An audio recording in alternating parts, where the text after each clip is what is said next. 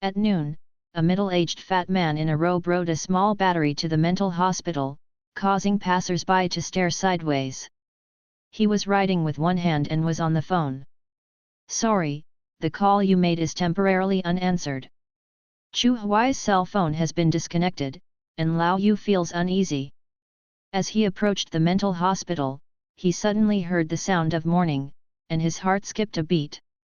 "It's over, isn't Chu Huai dead? Otherwise, why didn't you answer your phone?" By the time they arrived at the gate of the mental hospital, the mourning and music had already resounded through the sky. Lao Yu's eardrum hurt and his head was buzzing. He hastily got off the small battery, and when he saw the coffin parked in the courtyard of the mental hospital, tears flowed down his face. "Chu Dai, I'm sorry for you."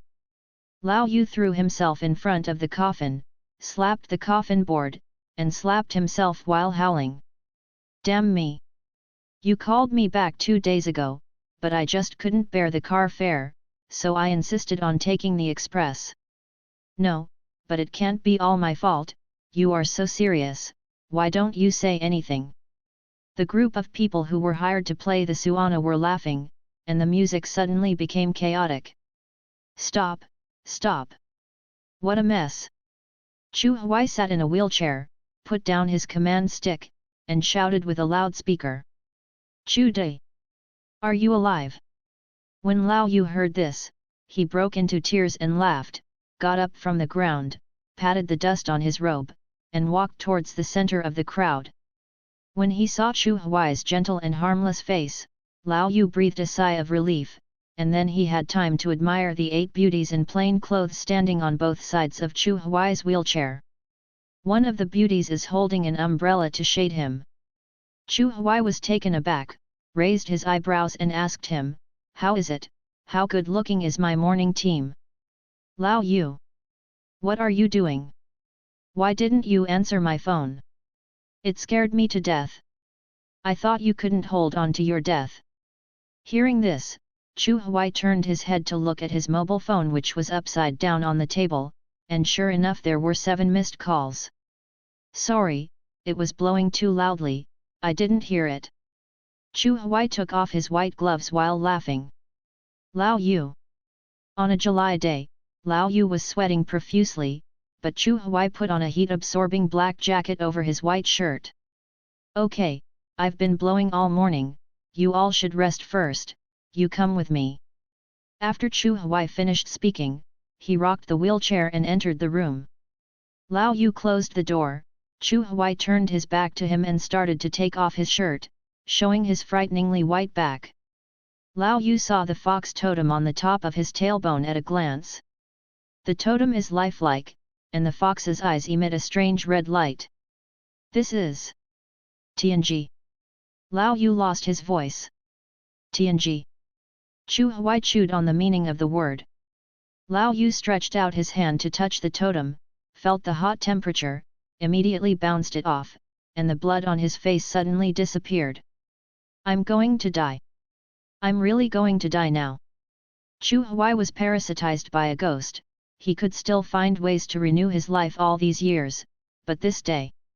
Chu Huai was curious, "What is TNG? Have you seen it before?" Lao Yu smiled wryly, "I saw it on a corpse a few years ago." Chu Huai. Lao Yu managed to calm down and explained, "My ancestors said that the record of heaven is used by the heavens to mark sinners. If they commit crimes but are not punished, they may appear on their bodies. It is essentially a kind of curse." "Go on." Chu Huai slowly buttoned his shirt. Day diary starts to feel hot, which means that the marked person is not far from violent death. Lao Yu said with lingering fear, "You are so hot, it may only be a day or 2. Chu Huai nodded, feeling that the old guy really has something. 2 days ago at midnight 2 days ago, he suddenly felt a stabbing pain at the upper end of his tailbone, and when he looked in the mirror, he found such a ghost thing. After the stinging pain disappeared, a line of blood words appeared in his mind, within 3 days, drop your own blood on the totem, and you can enter the world of horror, otherwise you will be hunted by evil spirits and die a terrible death." Chu Huai felt that it was new, so he called Lao Yu, who was wandering outside, to come back and have a look for him. Chu Huai now has an old-fashioned black wall clock in his head.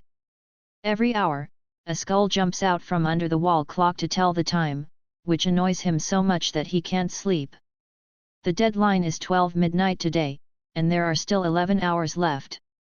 Chu Huai briefly explained the situation to Lao Yu. Then are you going? Lao Yu asked. No. Chu Huai replied without thinking. I have bought all the coffins, made of golden Nanmu, 30W a ton. You have also seen the morning team and the Suana team. Lao Yu. Chu Huai smiled, with my physical condition, am I going to be a snack for the evil spirits? If you are hunted to death in the real world, at least you can collect the body for yourself. Lao Yu's face was solemn. Chu Huai's concerns were not unreasonable. Chu Huai's body has always been taken care of by himself, and no one knows Chu Huai's true condition better than him. Chu Huai will not live long. Being parasitized by ghosts all the year round, Chu Huai's internal organs were damaged to varying degrees, but this was not fatal. What was fatal was that the yin energy accumulated in his body had reached a critical point, and he could hardly bear it anymore. At that time, Chu Huai's death must be extremely shocking. This may not be a bad thing for you. Lao Yu thought for a while, and solemnly stated his opinion. Chu Huai raised his eyebrows, waiting for the next sentence. Lao Yu's expression was unprecedentedly dignified. Entering the world of horror, the ghost parasitizing in your body may reveal its true body. Chu Huai suddenly became interested. Then I can find a chance to kill him. Violence and excitement flashed in his eyes. Seeing that Chu Huai didn't make a statement, Lao Yu thought he was hesitant, so he took a strong dose of medicine. Chu Dai, those corpses with TNG I saw before, the bleeding from the 7 orifices is good, and those who have been disemboweled, yes, intestines, feces and urine flowed all over the place. Chu Huai. Can't I go? Lao Yu wanted to warn, but Chu Huai's face suddenly turned pale. I'm going to take a nap, you go, I left some money for you. After he finished speaking, he rolled his wheelchair into the bedroom and locked the door behind him. Lao Yu knew that the little money that Chu Huai said was by no means a small amount. He stared at the closed door for a moment. According to Chu Huai's behavior just now, the ghost must have had another attack. When Chu Huai took off his clothes earlier, although his hands were curled up to cover them up, Lao Yu still saw the palms of his hands. The tender flesh of his palm was broken, and the nail marks were deep and messy. How painful is this? No wonder he wears white gloves. Lao Yu didn't understand why Tianji appeared on Chu Huai. He has known Chu Huai for 15 years, and he has never seen him do a single bad thing. 2350. The night was dark and thick. Chu Huai opened the door that had been closed for a whole day, sat in the wheelchair and waited quietly. There was still sweat on his forehead, his lips were pale, and his fingers were blue and white. It was finally over, the dense pain still remained in the blood vessels, and the heart was numb. He is used to it. It's just that ghost, what kind of hatred does he have with him, and why does he pester him? One day, I will kill you. Chu Huai touched his heart and smiled extremely gently. After changing his mind, he delayed entering the horror world because he wanted to see what the so-called hunter looked like. The horror world gave the selected 3 days to let them take care of their funeral affairs. During the stay period, the hunters were not allowed to attack them. Chu Huai guessed that the totem is equivalent to a lock mark, and hunters can use it to find the hunted target. Lao Yu said that he had seen Tianji on the corpse before. Chu Huai believed that the owner of the corpse should also be the chosen one, but for various reasons he did not enter the world of terror, and was finally hunted to death by evil spirits. So it is not difficult to explain the saying that a reporter who has a day will die soon, because those who survived all went to the horror world. Chu Huai's own hunters have already shown signs. On the first day when the totem appeared, when he ate the longan, he found that the longan core had turned into an eyeball.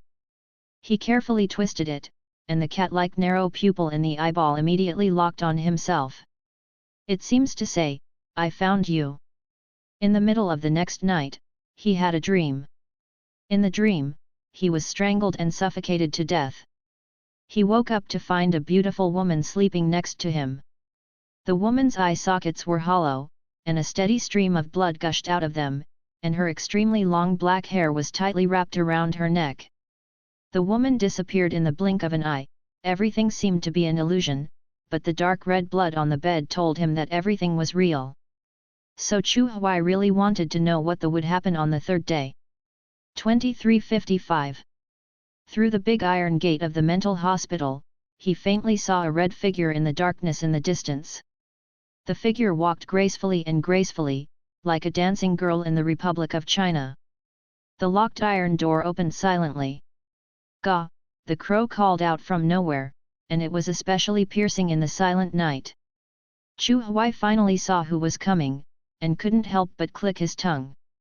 The woman in front of her was wearing a red cheongsam. The sides of the cheongsam were slit extremely high, revealing a pair of smooth and tender jade legs. She had a beautiful appearance and long black hair scattered around her waist. The woman's lips were extremely red, but her eyes were very empty. She approached with a lady's fan lightly. Chu Huai saw the beautiful pictures on the fan, and smiled silently. He secretly sighed that he was very lucky, and he was very satisfied to be assigned to such a hunter. 2357. There was a moment of bewilderment in Chu Huai's eyes. When he woke up, the woman had already sat on his lap and was stroking his face gently with her hand. Chu Huai was secretly startled. The female ghost in front of her could tamper with her memory. At that moment before, she seemed to have injected herself with the awareness that he is a client. If he hadn't had the slightest desire for it. If he was bewitched by the female ghost before midnight, even if he had already decided to go to the world of horror, it would probably be useless. The female ghost can only kill him after 12 o'clock, but this does not prevent her from bewildering her prey in advance. After all, the rules are dead. Thinking of this, Chu Huai's eyes became colder. Female ghosts seem to be able to urge people to have charming thoughts. Okay, it's exciting. Chu Huai raised his eyebrows. The female ghost thought that the prey had successfully entered the net. Her eyes flashed with pride, and her soft and boneless hands went all the way down. Chu Huai quickly grabbed her hand. The female ghost's expression froze. "Chu Huai, come down, you are too heavy." The female ghost was dumbfounded. "I'm down there." Chu Huai said seriously, "I am impotent, and I have all the symptoms you don't want." Female ghost. Chu Huai smiled softly, "I'm very lonely, can you chat with me about life?" Female ghost. Chu Huai found that his pants were wet. "Big sister, you're bleeding." "I didn't do anything." Chu Huai looked at the dark red pool of blood on his pants, and his obsession with cleanliness made him feel uncomfortable. But at least he knew the cause of the female ghost's death: rape. Violent death. Hearing his words, the female ghost lowered her head mechanically, and with a grunt, something bulging rolled to the ground. She looked up again, and the two eye sockets were hollow, and blood seeped out of them, and soon a tear formed in the corner of the eye. Chu Huai knew what it was that rolled to the ground. "Oh, you're too poor, that client is really a beast," and he even gouged out his eyes. He sighed, feeling that he was a bit too much before, but after all, they came to kill him, and he couldn't be soft-hearted. 2359. The female ghost's hair slowly wrapped around Chu Huai's slender and fair neck. Chu Huai showed a wicked smile, and began to pick off his shirt. The buttons were torn, revealing an extremely thin body, and the ribs on the chest were clearly visible. Chu Huai was so cloudy that she couldn't see the sun. Her skin was even whiter than this female ghost's. The ghost grew fangs, and its eyes began to become fierce and resentful. "I can't do it myself if I borrow your teeth," Chu Huai said as he stuffed his slender fingers into the female ghost's mouth, slid them hard, and the fingers began to bleed. The second hand in my head clicked, 5, 4, 3, 2, 1. The moment the skull jumped out to tell the time, the hair on Chu Huai's neck suddenly tightened. Chu Huai performed a forehand touch on his lower back, and smeared blood on the totem behind him in a weird and twisted posture. The totem was hot, and he grinned for a moment. Bye-bye, Chu Huai smiled, his body began to become unreal. You are really good looking, but your flirting skills are really poor. My brother is as stable as Lu Xiaowai. Let me tell you, men are not flirting like you. Gah, the crow screamed again. Chu Huai disappeared. When he woke up, he found himself hugging a man. He hangs almost entirely on the man. Another jolt. They appear to be on the bus. The man sat on Chu Huai's left-hand side, Chu Huai's right hand rested on his shoulder, and his left hand passed behind him, hugging his waist. The man's back muscles are tight, his body is thin, and his body has a clean smell. Chu Huai's face was buried deep in the man's chest, he was completely awake at the moment. Subconsciously, he was about to bounce back, but a word floated into his ears. Boss, I don't know the quality of these newcomers. The person who spoke deliberately lowered his voice was very hoarse, and he seemed to smoke a lot. Chu Huai changed his mind and obediently closed his eyes to eavesdrop. Luo Xiang pointed at Chu Huai and said with a tusk, "She looks so good." The woman in front of her had black hair and shawls, fair and smooth skin, a slender neck, an extremely delicate oval face, and long and thick eyelashes. She closed her eyes, her sleeping face was quiet, and she had a fragile beauty. Boss, you are a bit abnormal. You let her hug you without moving. So you like this one? Then I won't make any moves on her. As Luo Xiang said, regret flashed across his flirtatious face. Jin Tianyi thought about the male in the gender column on Chu Huai's information, but smiled. Chu Huai's fingers trembled slightly. Speaking of, this person is gay? Otherwise, why are you making a fuss about him? Thinking of this, he narrowed his eyes slightly, and when he lowered his head to see the white skirt and bare, big white legs on his body, his eyes froze for a moment. This, can't it? Going to the horror world is soul wear? He dressed as a woman? Is this sacrifice too great? Then he might as well be dead.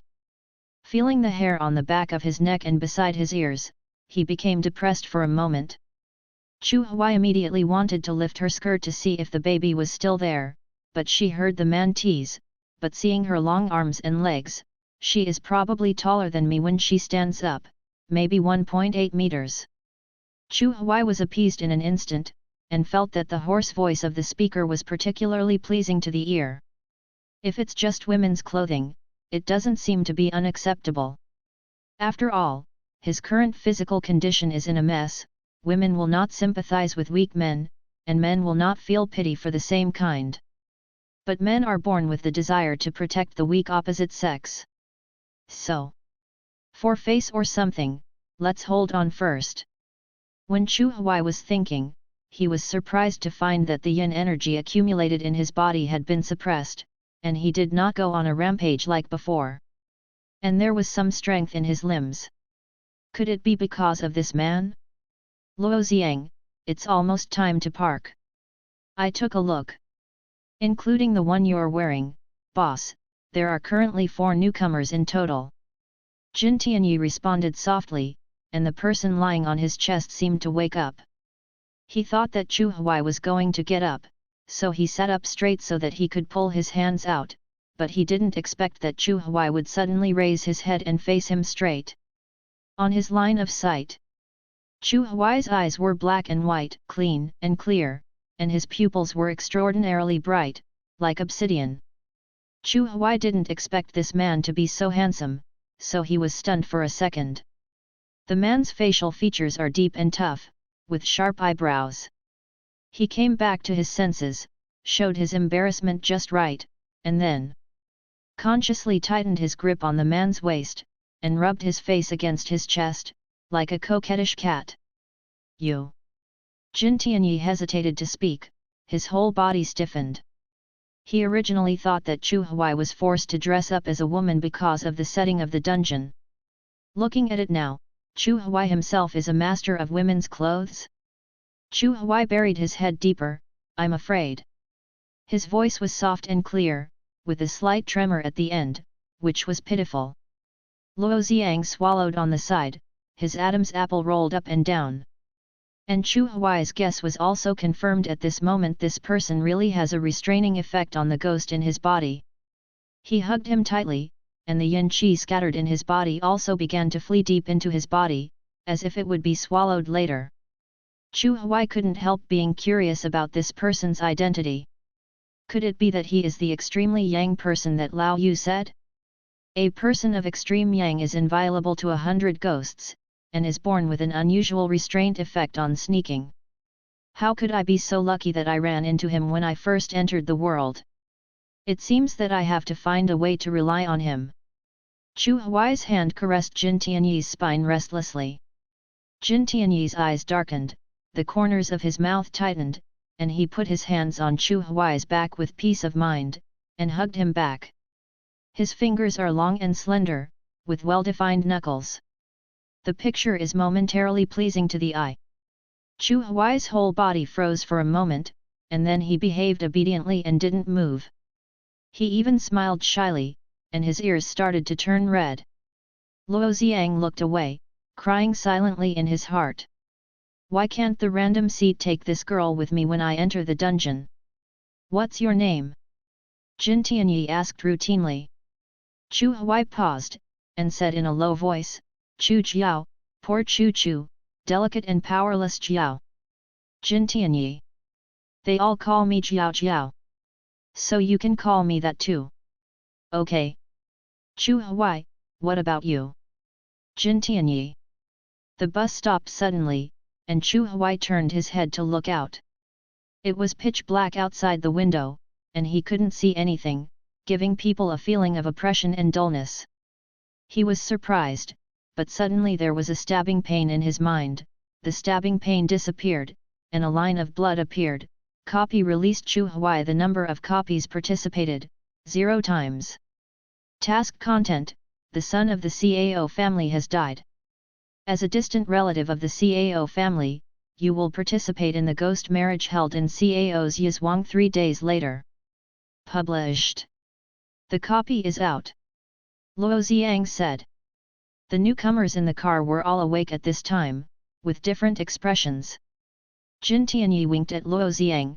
Luo Xiang understood, and impatiently went over to propose some newcomers. Luo Xiang spoke dryly. The car door finally opened, and he was the first to jump out of the car. Get out of the car. Jin Tianyi also led Chu Huai out of the car. Standing in front of CAO's Yizhuang that suddenly appeared, Chu Huai felt incredible. He, actually stood up. He used to be in a wheelchair not because of his leg problems, but because his legs were weak. Since women's clothing is made by the horror world, his basic mobility may also be the result of the balance of the horror world. Of course, Jin Tianyi's influence cannot be ruled out. Whether it's the former or the latter, it's worth his joy. Moreover, it seems that Jin Tianyi also has a good impression of him. Instead of rejecting his initiative, he went along with the flow and took his hand. Since Jin Tianyi was so relaxed, it would be easy. Chu Huai grasped Jin Tianyi's hand tightly. Looking around, the Yizhuang is very large. The walls of the house are white, the roof is black, the ground is blue stone slate bricks, and there are horsehead walls on both sides of the house for fire prevention. Overall, it should belong to Huizhu architecture. The CAO family is the richest family in a radius of hundreds of miles. There are a total of 6 people participating in the dungeon this time. If Chu Huai is counted as female, exactly 3 men and 3 women. Jin Tianyi went up and knocked on the door. After a while, the door opened from the inside, and the porter poked his head to see Jin Tianyi and the others, and said familiarly, "It can be counted, Madam was still talking about it yesterday, please come in quickly, the wing room is ready. The newcomers turned their attention to Luo Xiang one after another, looking a little flustered. Because Luo Xiang revealed his identity as an old man before, he became their sustenance virtually. Why are you looking at me? Luo Xiang frowned. Go in. He was irritated by the mechanical repetition of bringing in newcomers. To put it bluntly, most of these bewildered newcomers will not survive, and it is not impossible for the entire army to be wiped out. He stared sadly at Jin Tianyi, who was beside the beauty. This thankless drudgery has always fallen on his own head. The concierge led everyone in, and the newcomers were all looking around, their expressions full of vigilance. Chu Huai pulled Jin Tianyi's sleeve, and asked in a low voice, "Why is it that we are wearing modern clothes, but the concierge is not surprised at all? And we are all original bodies, not distant relatives of the CAO family at all." Jin Tianyi said, "The world will automatically rationalize all bugs to maintain the continuation of the copy." According to the rules, the concierge took everyone to the morning hall first. There are 2 black coffins parked in the morning hall. The one on the left is slightly larger and well-crafted. It should contain Cao Rong, the son of Mrs. Cao, and the one on the right should belong to the woman. According to the custom, the black coffin usually contains people who died of illness or died in vain. Seeing the coffin, those newcomers immediately had bad associations, their faces paled instantly, and their eyes kept drifting outwards. There was a gust of draught, and the morning hall was gloomy, and the white cloth hanging on the door was swaying slowly. After paying homage, Chu Huai was not in a hurry to leave. He took advantage of the porter to talk to everyone, and quietly walked around the 2 coffins. Chu Huai's footsteps suddenly stopped, and his gaze sank. There seemed to be a lot of talismans stuck under the smaller coffin, and the corners of the yellow talismans were exposed a little, just in time for him to see. If both coffins were pasted, it would be nothing worth noting, but... Chu Huai turned around again calmly, reconfirming that only this coffin was pasted. Why is there a yellow sign? What are they afraid of? Chu Huai walked up to Jin Tianyi, and the concierge was explaining the background of the story like an NPC. Our wife's life is miserable. It's just such a son. It's so easy to keep him as a baby until he's 18, but he's born like this again. Alas, the young master hasn't heard of it yet. Marrying a wife, how can Madame bear him to be alone at the bottom? Chu Huai interjected, I don't know whose family this lady is from. Jin Tianyi turned his head and glanced at him. What kind of lady is it? If it's really a lady, our wife won't be unhappy. Before, my wife was looking for a ghost matchmaker, and wanted to tell the young master a suitable ghost relative, but she couldn't find it. He suddenly lowered his voice, as if what he said next was rather taboo. Ghost media have been asked for hundreds of miles around, but it happens that there is no young lady who went there around the same time as the young master. Do you think it's strange? My wife was so worried before. Chu Huai, then this coffin contains Yin Xiaofeng, the most beautiful maid in the village. When the concierge said this, he seemed to covet Yin Xiaofeng's beauty. Chu Huai was taken aback when he heard the name. Cao Rong's surname is Cao, and Yin Xiaofeng's surname is Yin. Together. Isn't it Yin, Yin, Cao Daifu? Thinking of this, Chu Huai felt a chill run down his back. He was about to continue asking, but Jin Tianyi had already spoken out for him. How did she get there? The concierge looked around, with a secretive expression on his face. The one who fell into the water and drowned was found in the big lotus pond at the back of our village. I heard it was swollen. Everyone looked terrified. However, she also died in a timely manner, which relieved Madame's urgent need. Anyway, she's not bad at all. Otherwise, with her being a maid, she could still be married by our young master Ming Mei. The Yin family has also gained a lot of glory. The concierge sighed sincerely, with envious eyes. Chu Huai asked a few more questions, but the concierge just waved his hands and didn't speak. It seemed that the dungeon guidance was over, and they had to explore on their own. When walking out, Chu Huai leaned close to Jin Tianyi's ear and told him about the yellow talisman under Yin Xiaofeng's coffin. Jin Tianyi was slightly surprised, then nodded. After the group of them came out of the morning hall, they were led to meet Mrs. Cao. In the hall, Mrs. Cao was drinking tea. She had a bloated figure, dark blue brows, thin lips like knives, and a slightly sour face. The only son passed away suddenly. Mrs. Cao's eyebrows were faintly mournful, her eyes were bloodshot, and her complexion was dull and sallow. Luo Xiang leaned over and said, "It seems Madame Cao really loves her son." Jin Tianyi nodded. Mrs. Cao greeted everyone, but the newcomers were silent, mainly Jin Tianyi and Luo Xiang were talking. Chu Huai hadn't asked Cao Rong's cause of death before, so he wanted to make indirect remarks at this time, but as soon as he mentioned Cao Rong, Mrs. Cao's tears began to fall, so he didn't ask any results in the end. After babbling, Mrs. Cao asked them to take them to the wing room, with Chu Huai and Jin Tianyi walking in front. A pretty girl was left at the end, hurried out, stepped towards the door, looked back at Mrs. Cao in a strange way, and was so frightened that she often fell the threshold. Chu Huai immediately turned his head. Zioxiu. Another ordinary-looking man among the newcomers was shocked, and immediately turned around to help her. The girl was held in his arms, trembling all over, her eyes full of horror. Ghost! There, ghost! She pointed at Mrs. Cao who was sitting upright in the hall with trembling fingers, tears streaming down her face. Chu Huai's heart sank, and she looked in the direction her finger was pointing at. Mrs. Cao was not unusual. There was such a commotion, but Mrs. Cao didn't even raise her head. Chu Huai guessed that the dungeon mechanism was operating. The man smiled embarrassedly at everyone. She may be under too much pressure, so she has hallucinations, and I am sorry for causing you trouble.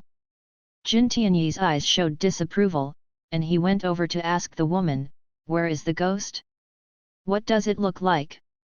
His voice was deep and sweet, soothing, and the girl's eyes finally regained some light, being, behind Mrs. Cao's back, "Yes, it's a man, with only a face and no body." Male ghost? Chu Huai's first reaction was Cao Rong. He still understands the reason why resentment turns into a ghost, but what wrongdoing does Cao Rong have to turn into a ghost? And Mrs. Cao is his mother, why did he pester Mrs. Cao? It can't be said that Mrs. Cao killed him. Mrs. Cao's behavior doesn't look like a fake. Or is that male ghost someone else? The timing of Yin Xiaofeng's death was too delicate. I originally suspected that she was killed by him, so the ghost in the dungeon was Yin Xiaofeng. Looking at it now, it seems that things are not that simple. Shall we go now? I beg you, there is a ghost here. I really saw it. The girl's tone was extremely humble. Obviously, the sudden grimace broke her already precarious psychological defense. The man comforted her, and everyone was led to the residence by the porter. There are 2 wing rooms in total, one for men and one for men and women. After they are arranged, everyone gathers together again to get to know each other briefly.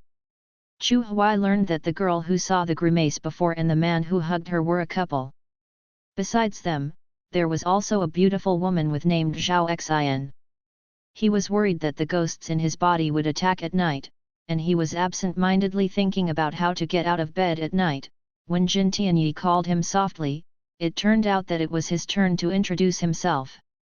Everyone turned their attention to this woman, obviously full of curiosity about this woman. Her appearance is really outstanding. She has the gentleness and demureness of Jiangnan women, but she is tall, extremely thin, with straight and long legs, and has an elegant demeanor. When she plunges into the crowd, she looks like a fresh and refined white lotus. My name is Chu Jiao. I'm a newcomer.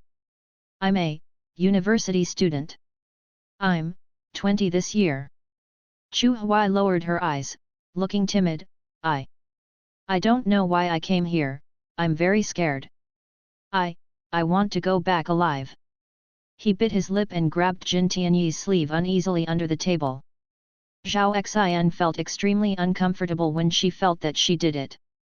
Jin Tianyi tightened the corners of his mouth. The information he got was as follows: name, Chu Huai, sex, male, age, 23, occupation, game company president.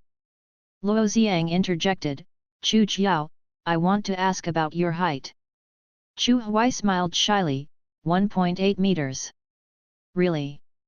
Luo Xiang, who was 1 centimeter shorter than her, wept silently. With this height, no one in the team is taller than her except the boss. During the exchange, Luo Xiang roughly explained that generally speaking, the number of tails in Tianji is the number of dungeons that taskers need to participate in. Chu Huai's totem has 9 tails. In the end it was Jin Tianyi's turn, and everyone turned their attention to this man who spoke few words but had a strong sense of presence. Jin Tianyi. Jin Tianyi said lightly. He only said his name, but no one dared to ask.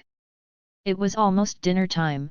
Jin Tianyi went out, and Chu Huailuo called Luo Xiang, who was about to leave at the end.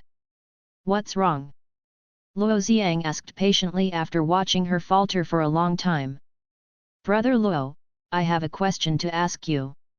I heard before that the mark is only for committing a crime and not getting the punishment it deserves. I don't know if that's the case. Luo Xiang was surprised. You know quite a lot. Really? Chu Huai frowned slightly. Actually, I don't know too well, he suddenly chuckled. I think I'm really guilty. What crime?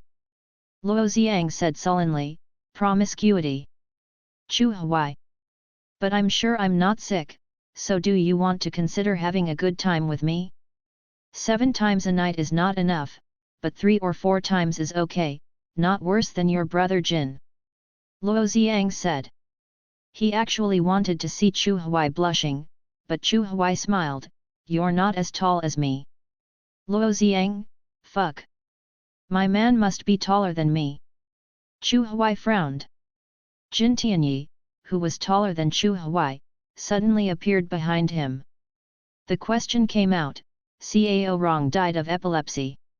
Jin Tianyi didn't know what the two were talking about, so he went straight to the point. He naturally walked to Chu Huai's side. Cao Rong was carried back with foam at the mouth and ashen face. Many servants saw it, so it was easy to ask. He went shopping without telling Mrs. Cao. Yao Ziyi suddenly fell ill when she was sleeping with a prostitute, and was out of breath when she was brought back. I guess it's because the vomit blocked the respiratory tract. The people in the kill didn't know he was sick, so they didn't clean him up and ventilate him immediately. The book boy who followed him was also sent outside. When he found out, he was gone. Chu Huai, so Cao Rong is a playboy. Jin Tianyi, should. Are all the ghosts in the horror world transformed by resentment? Chu Huai suddenly asked an irrelevant question. Jin Tianyi's expression was a little strange. There are no accidents in the copy. Chu Huai was thoughtful. Since this is the case, if Cao Rong died suddenly, there is no resentment at all, so that male ghost should not be Cao Rong. Then why did he pester Madame Cao? Madame Cao killed him. It's really not Cao Rong. Jin Tianyi said. I just asked someone about Cao Rong's appearance. Cao Rong has a big mole on his face, which doesn't match Wang Shui's description just now. It is impossible for her to forget such an obvious appearance. By the way, Mrs. Cao also hired a group of Taoist priests to do things in the mansion 2 days ago. Jin Tianyi meant something. Luo Xiang was surprised and admired. Boss, how did you find out so much in such a short time? Jin Tianyi smiled. I went to steal some money first, and then I got some money, and then I asked. Chu Huai. Sure enough, those who can survive in the world of terror are gods. Everyone was in fear, but fortunately nothing happened during the day. According to Luo Xiang's explanation, the danger in the dungeon increases with time, and the first day of the mission is relatively safe. After nightfall, Chu Huai carried the quilt into the wing room where the men lived, and when the door opened, he was startled. He lives in a room with two girls, who haven't returned home for a long time, so they all came here. Then why is he so coy? The couple leaned together, the man seemed to be comforting the girl, while Zhao Xin hit the floor angrily. When she saw Chu Jiao who was holding the quilt, she couldn't help but snorted coldly, and said in a low voice, "You mean?" Would she not know what Chu Jiao was up to? A newcomer who climbed into bed within a day of knowing someone else. Jin Tianyi was sitting on the bed reading a book, with his long legs crossed and his expression serious. Chu Huai approached and sat down on the edge of the bed. "What book?" "The Bible." Jin Tianyi put down the book, and seeing the quilt he was holding, the smile in his eyes deepened. "You." He pointed to the quilt in Chu Huai's hand. Chu Huai blushed, and his voice was as soft as a mosquito. "I'm alone, I'm a little scared, they're not here." Jin Tianyi made a gesture to get off the bed and let him sleep on the bed. Chu Huai widened his eyes and shook his head. "Well, don't get me wrong, I'll just sleep on the floor like Sister Xin. I just came to talk to you for a while." Luo Xiang watched secretly from the side. Jin Tianyi secretly smiled. "This won't work, you're a girl, I'm a big man, it doesn't matter." As he spoke, he was about to pack his things and leave, but Chu Huai pushed him down on the bed. Jin Tianyi was astonished. Chu Huai immediately let go of him, lowered his head, bit his lip, and clutched the corner of the white skirt. After a while, he raised his head as if making up his mind. His eyes were clear and bright. "You, if you don't dislike it, can you sleep with me?" Pfft! Luo Xiang sprayed water on the bed. Chu Huai was startled, blushing and added, "Sleep on the bed together." Jin Tianyi stared at him for a while. When Chu Huai saw that he didn't express his position immediately, his eyes were a little red. "Don't get me wrong, I'm not that kind of woman. I'd better play on the floor." He seemed a bit embarrassed by the rejection. Jin Tianyi got off the bed suddenly. Chu Huai thought his plan had failed, but Jin Tianyi still insisted on letting him sleep on the bed alone. His expression hurt. Zhao Xin was secretly proud of herself. Not reconciled, Chu Huai grabbed Jin Tianyi's trousers and held them softly, blushing like a cooked shrimp. "I just want to hug you, I feel that staying with you feels safe. I have never been so close to other men before." The more he spoke, the lower his voice became, his expression shy. Luo Xiang on the side spat out another mouthful of water. He felt hot all over, gave up drinking water completely, and went out silently to strike a match and light a cigarette. If he stays any longer, he will go to the toilet to solve the problem, and he is very likely to be killed in the toilet. "You misunderstood." Jin Tianyi handed the book in his hand to Chu Huai, and then picked up his quilt. He smiled, with unclear meaning in his eyes. "There are many people here, but there is no one on your side. Let's go to your side to sleep." Chu Huai. "Okay." He blushed. Jin Tianyi took Chu Huai's quilt and asked Chu Huai to hold the book for him. When they passed by Zhao Xian who was laying the floor, Chu Huai raised her eyebrows and glanced at her. Zhao Xian gritted her teeth, wishing she could tear Chu Jiao's little white lotus on the spot. Chu Huai was still worried about the lonely man and the widow living together in the same room. What should Jin Tianyi do if he is a well-dressed beast? The Bible didn't mean to do anything at all. He even covered himself with 2 quilts because he was afraid that he would be cold. "Well, a gentleman." Chu Huai couldn't help but comment. "Tianyi, what was your previous occupation?" He picked up a topic behind Jin Tianyi. Jin Tianyi raised his eyebrows, curious. Chu Huai nodded, looking shy. "I want to know more about you. I'll give you a hint, guess what?" Jin Tianyi put down the book. Under the dim light, his face was unbelievably handsome. Chu Huai agreed, feeling a little curious in his heart. "It's about treatment and support." "Doctor." No, one more reminder, the sheep of the goat. A veterinarian who treats goats. Chu Huai's face froze. It was obvious that this guess was out of line. Jin Tianyi shook his head. Priest. He smiled and solved the mystery. Chu Huai.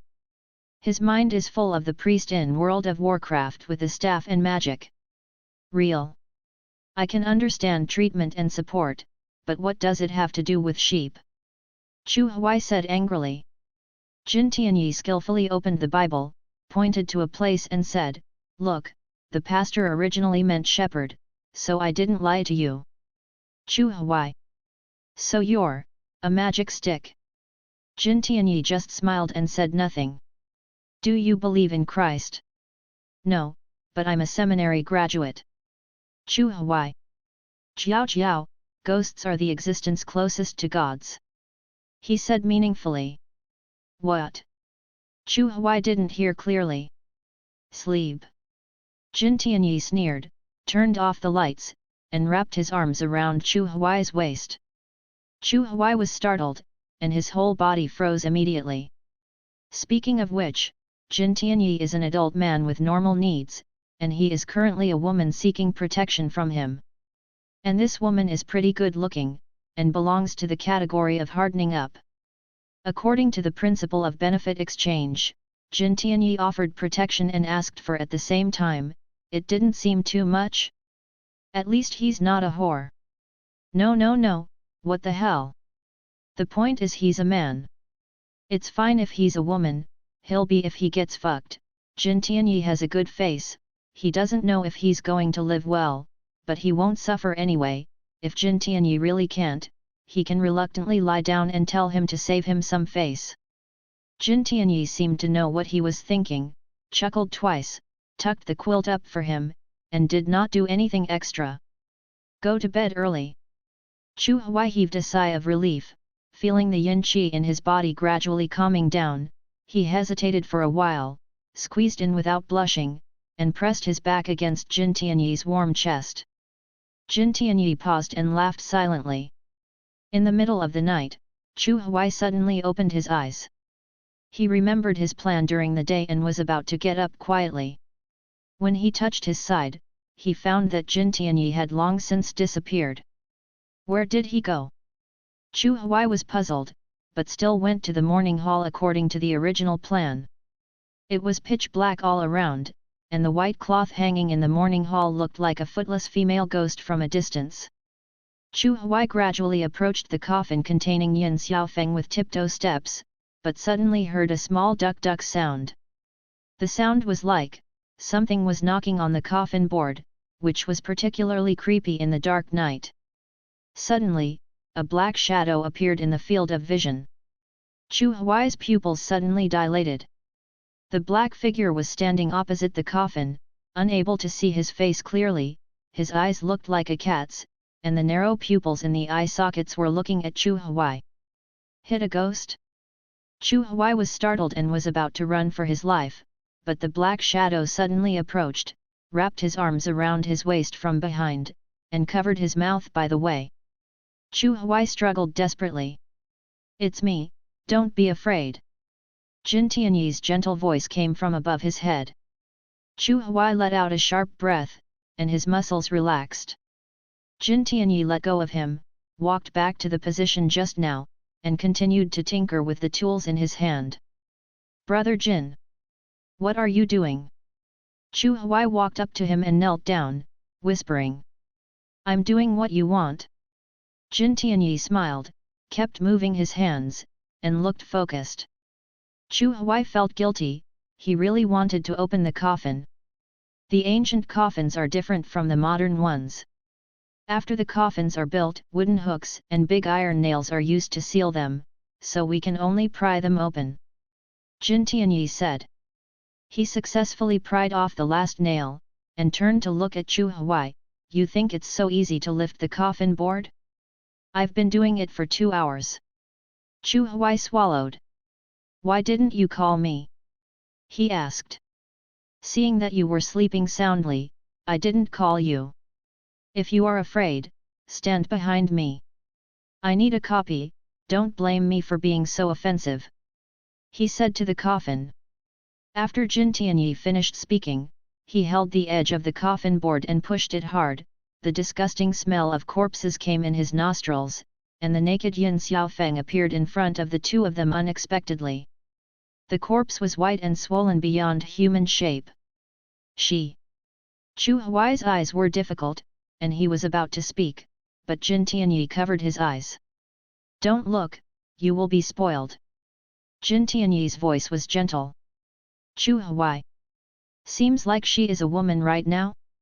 The arm couldn't twist the thigh, so Chu Huai gave up struggling and obediently waited for the result. After a while, when Jin Tianyi moved his hand away from his eyes, the coffin was already tightly covered, and Jin Tianyi diligently nailed the nails back one by one. Will no one find the traces that the coffin has been moved? Chu Huai questioned. Jin Tianyi shook his head, you don't have to worry about this. During the exploration of the dungeon, all the effects of the actions of the task executor on the main line are ignored. The main line of our dungeon is the marriage in the dark 3 days later. Butterflies that are not triggered by the main storyline of dark marriage will be automatically filtered out by the world. Back in the wing room, Jin Tianyi told Chu Huai the conclusion: Yin Xiaofeng committed suicide. She was suffocated to death by covering her mouth and nose, and then thrown into the pond. If she was drowned, she would choke on water when she was struggling to ask for help, and there would be mud in her mouth, nose, and respiratory tract, but I checked and there was nothing, Jin Tianyi explained. Why is she naked? Chu Huai asked. This is a suspicious point, Jin Tianyi said thoughtfully. Yin Xiaofeng's shroud, or wedding dress, is missing. Don't think about it, there are still a few hours before dawn, sleep. Jin Tianyi was about to lie down with his arms around someone, but suddenly a woman's scream came from the latrine. Li Bin! Help me! Li Bin is the name of the man in the couple. The two looked at each other and immediately ran away, got up, and ran out. The voice of the woman in the hut was fragmented. Save me, please, help me, ghost, ghost. No, don't come over. Li Bin, you can't leave me. Li Bin was shaking his legs outside the hut, his face was like dirt, but he shook his head desperately, and dared not go in anyway. Inside is Wang Shui, his girlfriend. But, there are ghosts in it. Ghost. He doesn't want to die. His eyes were full of struggle. Wang Shui suddenly said in the middle of the night that she wanted to go to the bathroom, but she didn't dare to go alone, so she asked him to accompany her, and he waited outside. He really didn't expect this to happen. No. He can't die. You can find another girlfriend, but you only have one life. Li Bin backed away step by step, away from that hut. No. Don't come here. Don't. Wang Shui's cry became more miserable and shrill. Li Bin was feeling desperate. When he turned his head and saw Jin Tianyi, he seemed to have grasped at straws. He rushed over and pulled Jin Tianyi's clothes, begging, Brother Jin, please save Xiaoxiu. Please. Jin Tianyi was about to go in, but was held back by Li Bin. Chu Huai rushed in first. In the dim and cramped hut, he saw a black shroud floating. Chu Huai looked down, but he didn't see the human legs and feet in the shroud. At this time, the surface of the shroud was exuding a cold light like the light in the eyes of a wolf, which made people shudder. It blocked Wang Shui's way out. Wang Shui couldn't move, her back was pressed against the dirty wall, her face was covered with tears, she was so frightened that she couldn't control herself, and her back smelled like feces and urine. Li Bin! Help me! When she saw the figure, she thought it was Li Bin, and hope suddenly appeared on her disheveled face. Wang Shui lifted her body suddenly, pointing her toes to the ground, standing upright on the wall in a strange posture, with her neck raised high, as if an invisible hand was pinching her neck. Her face and neck began to flush, gradually turning purple, and she was about to suffocate. At this moment, Chu Huai remembered what Jin Tianyi said before. Exploration dungeons will not maliciously slaughter taskers during the exploration time, unless there are clues, or the direction of their exploration is wrong. But obviously, none of them are satisfied at present. Thinking of this, Chu Huai's eyes froze suddenly. He stopped hesitating, stepped forward in 3 steps at a time, and grabbed the black shroud. When he touched the shroud, Chu Huai felt a biting chill run from his arms to his whole body.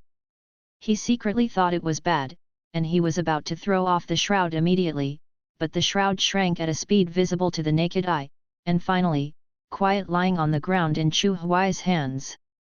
The light on the surface of the shroud instantly dimmed, and it was no different from an ordinary shroud at this time.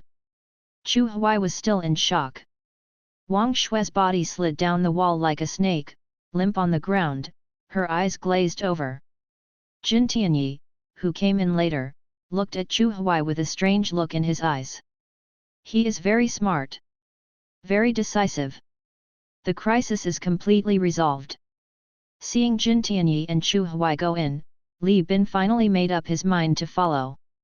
When he saw Wang Shui who was lost on the ground, he was about to run over to pull her up, but Wang Shui threw off his hand.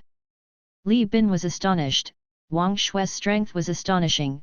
He staggered and almost fell. Wang Shui looked at Li Bin with such cold eyes, full of resentment. Luo Xiang, who rushed over, went to help her up, with pity in his eyes, but still frowning slightly, apparently unable to bear the strange smell of excrement and urine on Wang Shui's body. Li Bin stood there at a loss. Wang Shui like this made him feel strange. In his impression, Wang Shui is extremely easy to control. She is inferior, cowardly, shy, and silent. Zioxu, I really. Li Bin lost his mind. I love you. You must believe me. Wang Shui was unmoved, and held Luo Xiang's hand tightly. Zhao Xin arrived at some point, and began to sneer. Shouldn't this kind of boyfriend be kept for the new year? Li Bin became angry from embarrassment, and asked her sharply, are you willing to die for your boyfriend? What's wrong with me? I want to live. Zhao Xin looked ugly and stopped talking. Oh, Li Bin sneered, I know you all look down on me, but what qualifications do you have? He stretched out his hand tremblingly, pointing at everyone. If it were you, your choice would be the same as mine. Jin Tianyi clung to Chu Huai's ears and covered his ears. Let's go. Chu Huai also felt that it was meaningless to stay any longer. It was nothing more than an ethical drama, so he went out with Jin Tianyi. He pointed to the shroud on his arm. Brother Jin, what do you think? He asked. Jin Tianyi took the shroud and shook it, and put it on himself under Chu Huai's dull gaze. The shroud was a little small, and the sleeves were just the right length. Okay, this is not Yin Xiao Feng's shroud. It should be a man's shroud. The man is about 1.75 meters tall, thin, and has long hands. Jin Tianyi said as he took it off. Cao wrongs. Chu Huai frowned. This was his first reaction. Jin Tianyi was thoughtful. Not necessarily. Cao Rong should not have turned into a ghost. Chu Huai had an idea. Could it be that ghost haunting Mrs. Cao? Possible. I guess, the ghost is attached to the shroud. Jin Tianyi said. Chu Huai's hand froze when he was about to take the shroud. Jin Tianyi tightened the corners of his mouth. Because the was locked in the coffin, the shroud became their body, which may be part of the dungeon setting. So Yin Xiaofeng turned into a ghost. Chu Huai couldn't help being shocked when he thought of this possibility. After all, Yin Xiaofeng's shroud disappeared. I don't know. Jin Tianyi said. Indeed, there are too many mysteries now. If this is really the case, then where did Yin Xiaofeng's shroud go? Let me keep the shroud. Jin Tianyi said. Chu Huai had no objection. Early the next morning, Jin Tianyi called everyone together and informed them of the information he had collected last night, as well as his reasonable speculation. Zhao Xian's eyes on Jin Tianyi also warmed up. She expressed her opinion, Brother Tianyi, I don't think CAO's mansion can stay long.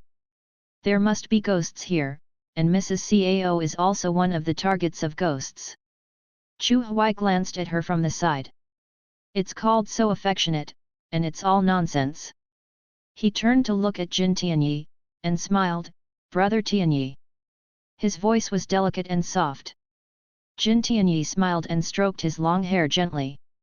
Wang Shui sat at the farthest place from the crowd, with her head lowered and her face gloomy, as if she hadn't come out from the shadow of last night. You sound good, where can we go if we don't stay here? Li Bin sneered. Since Zhao Xin dared to satirize him last night, don't blame her for making her unable to step down now. Zhao Xin's face was ugly, and she immediately argued, we can go to Yin's house. She just said that casually at first, but when she thought about it later, she felt that this was a good place to go, and immediately looked at Li Bin proudly, yes. Let's go to Yin's house.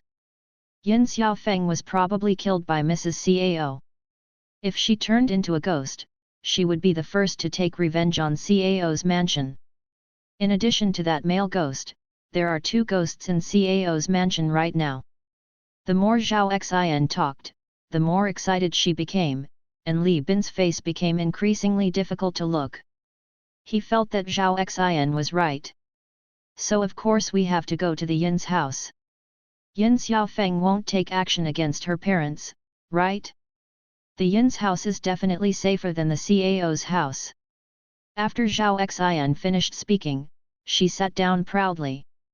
Although Zhao Xin hated her, Chu Huai felt that what she said was reasonable, and they were indeed going to the Yin family to find out the cause of Yin Xiaofeng's death. It's just that he thought of the idea of the underworld that suddenly appeared in his mind before, and felt a little uneasy. Could this be one of the clues? It seems a little ridiculous. But is the Yin family really a relatively safe place as Zhao Xin said? Let's vote. Jin Tianyi frowned rarely. If you go, raise your hand, because there are 6 people, I abstain. Everyone has no opinion.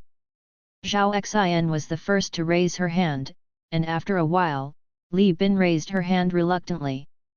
Luo Xiang also felt something was wrong, and did not raise his hand like Chu Huai. Everyone turned their eyes to Wang Shui. Seeing that she was still in a daze, Zhao Xin called her bitterly, Wang Shui, are you going? Ah! Wang Shui yelled, smiled awkwardly at everyone, and said timidly, let's go. She raised her hand hesitantly. With the result, everyone unanimously went to see Mrs. Cao to explain the situation.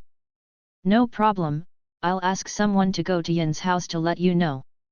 If there's anything missing, just tell me, but you must come back to attend my son's ghost wedding 2 days later before midnight. According to nearby customs, in order to distinguish it from regular marriages, ghost marriages are held at midnight. After bidding farewell to Mrs. Cao, everyone came to Yin's house. Luo Xiang went to knock on the door. The person who opened the door was a middle-aged man with an unshaven beard. He was skinny, his shirt was wrinkled, his fingernails were grey, and there was dirt in his nails, and his pair of dead fish eyes were muddy.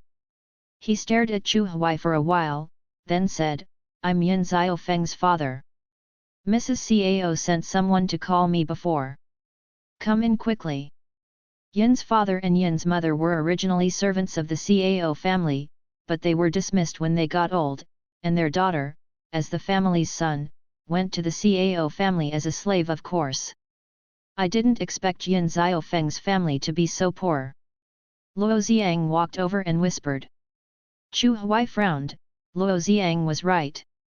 The Yin family's house was barren, and there were only some basic furniture in the room.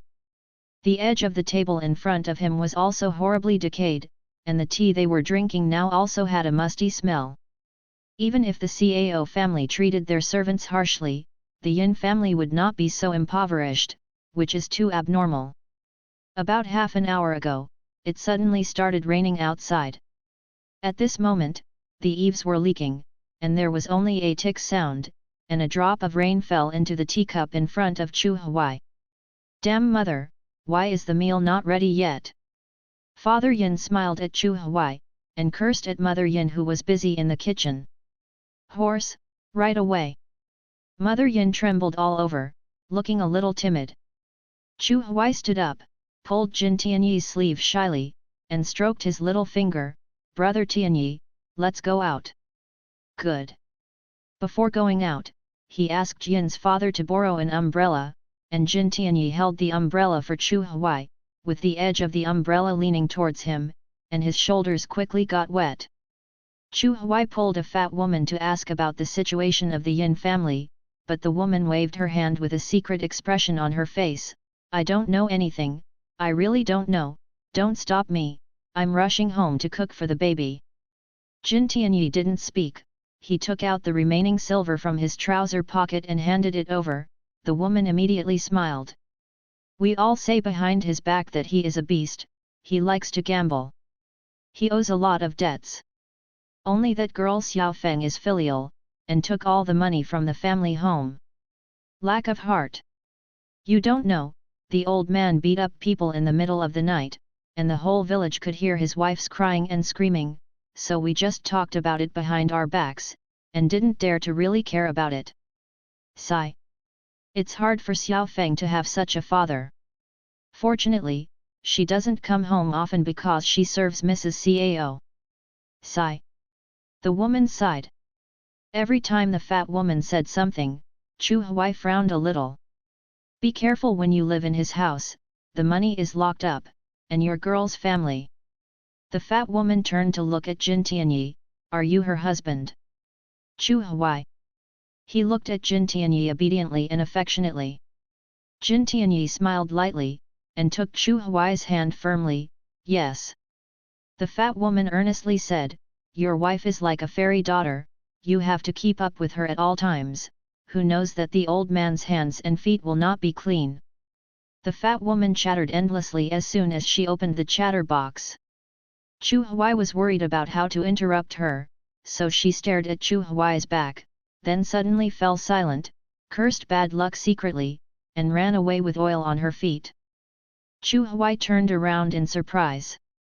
4 fat and strong men were struggling to climb up with a black coffin. Behind the coffin were 2 people each holding a bench. I don't know if it's real crying or fake crying.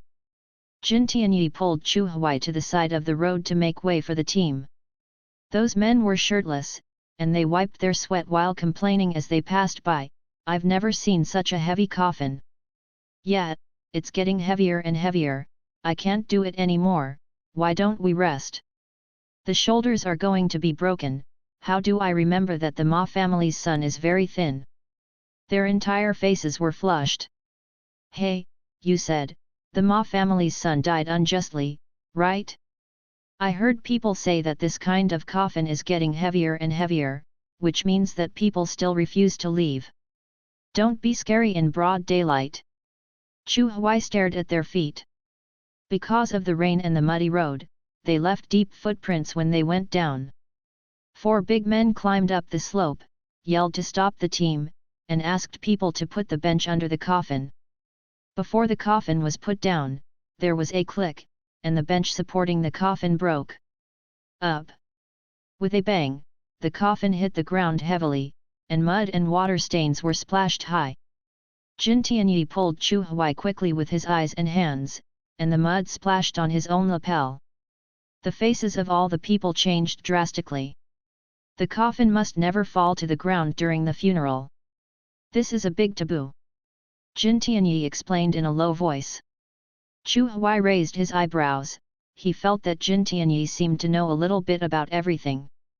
The 4 big men panicked and were about to lift the coffin again. After struggling for a long time, the coffin seemed to be embedded in the ground and remained motionless. Everyone was in a state of confusion for a while. Son! A haggard, crooked old woman suddenly rushed out from behind the line, knelt down and hugged the coffin, crying loudly. How could such a thing of God happen to our family? God, open your eyes and have a look. My Ma family has been passed down for 3 generations, and only such a son, How could he be beaten to death by gangsters? Mom, I'm sorry, Mom didn't protect you well. Chu Huai's eyes froze. Jin Tianyi handed the umbrella to Chu Huai, walked up to the old woman and knelt down, said a few words to her, and then came back. The old woman nodded at him hesitantly, and began to cry. According to Professor Jin Tianyi, son, mother knows that you have unfulfilled wishes, you are wronged, so you can go at ease, mother will definitely fulfill your wishes for you, and help you. You take revenge. As soon as she said this, the big man felt that the coffin suddenly lightened. They almost fell over due to excessive force, but fortunately, the coffin was raised. Jin Tianyi watched the mighty team leave thoughtfully. Do you think the male ghost Wang Shuesa might be him? Chu Huai asked while holding an umbrella for him. Jin Tianyi glanced at him in surprise and nodded. The coffin cannot be lifted, which means that the person died wronged and refused to leave. Chu Huai frowned. When they returned to Yin's house, Luo Xiang came over immediately, and said with surprise, I found something. Father Yin was about to come out, Luo Xiang immediately fell silent, and dragged the two of them towards the backyard residence. The other three newcomers are also there. When Zhao Xian saw Jin Tianyi, she handed over the letter in her hand as if inviting pets. They let us live in Yin Xiaofeng's room. Zhao Xian smiled disgustedly, but if it wasn't for this, we wouldn't be able to find such a clue. I searched the whole room, and finally found it under the cushion of these embroidered shoes. Zhao Xian pointed to the pair of red embroidered shoes on the bed. Jin Tianyi opened the letter. This Yin Xiaofeng has a man outside, Zhao Xian sneered, this kind of undisciplined woman deserves what she deserves if she dies, maybe she was murdered by her lover and thrown into the pond. Chu Huai frowned, can you say a few words less? Zhao Xian snorted coldly, what kind of virtuous person sympathizes with what kind of virtuous person? She wrote in the last letter that she was pregnant and wanted to elope with that person, haha. Zhao Xian's words were harsh, Chu Huai's complexion gradually darkened, but he didn't want to care about women. Yin's father and Yin's mother probably didn't know about this matter. She probably just wrote this letter, and before she had time to send it, she disappeared. Luo Xiang added. Wang Shui sat silently on the side of the bed. She and Li Bin seemed to be completely off, and Li Bin was also far away from her, not even looking at her. Jin Tianyi handed the letter back after reading it, and whispered in Chu Huai's ear, the man's surname is Ma, and his name is Ma Zhishan. Chu Huai's pupils suddenly dilated. The big men who carried the coffin in the funeral procession just now said that, the son of the Ma family died. At this moment, he wanted to understand many things. Yin Xiaofeng and Ma Zhishan communicated with each other secretly, and Yin Xiaofeng had a secret marriage. They made an appointment to elope. At this time, Mrs. Cao's only son, Cao Rong, died suddenly. Mrs. Cao wanted to find a ghost relative for her son, but she couldn't find a suitable candidate, so she turned her attention to Yin Xiaofeng, but because of a coincidence, she knew that Yin Xiaofeng and Ma Zhishan were unclear, but she might not know that Yin Xiaofeng and Ma Zhishan had arrived this level. They just met Mama by chance. Mama's hair is yellow, her face is full of wrinkles, and her fingers are rough and chapped. It seems that Ma's family should be very poor. So Mrs. Cao didn't pay attention to the Ma family at all. In order to achieve her goal, she directly asked someone to beat Ma Zhishan to death secretly, and then managed to kill Yin Xiaofeng. In this way, everything made sense, and the grimace behind Mrs. Cao just confirmed that she was the real murderer of Ma Zhishan. Ma Zhishan wanted to kill Mrs. Cao. But could the truth really be that simple? Chu Huai couldn't help frowning. Why did Ma Zhishan delay in attacking Madame Cao? Ma Zhishan had already been buried, and they couldn't repeat the previous method of opening Ma Zhishan's coffin to see if the shroud on his body had disappeared, but judging from the current situation, it was almost certain that the shroud belonged to Ma Zhishan. But why didn't he take revenge? Instead he attacked Wang Shui first. Is this a dungeon setting? Shouldn't. According to the customs here, the body is usually buried for 3 days and buried on the 4th day. That is to say, Ma's Heshan has been dead for at least 4 days. Isn't these 4 days enough for him to kill a helpless wife? Could it be that ghosts are taboo and cannot kill people wantonly? What are the conditions for killing? If so, what is the way out? They learned the truth, and it didn't seem to help them survive much. It was getting dark gradually. After thinking about it, Chu Huai went to find Wang Shui. He wanted to go to Ma's house, and finally confirm whether that grimace was Ma's Heshan. Even if the Ma family doesn't have a portrait of Ma's Heshan, just listening to Ma Mu's description is enough. And Wang Shui was the only one who had seen a grimace. Chu Huai explained her intention, but Wang Shui was still in a daze. Chu Huai called her, and she woke up, and said reassuringly, "Ah, yes, I'm fine. You wear so many clothes, aren't you hot?" Chu Huai asked casually. In the dungeon, it was June and July, but Wang Shui put on a coat.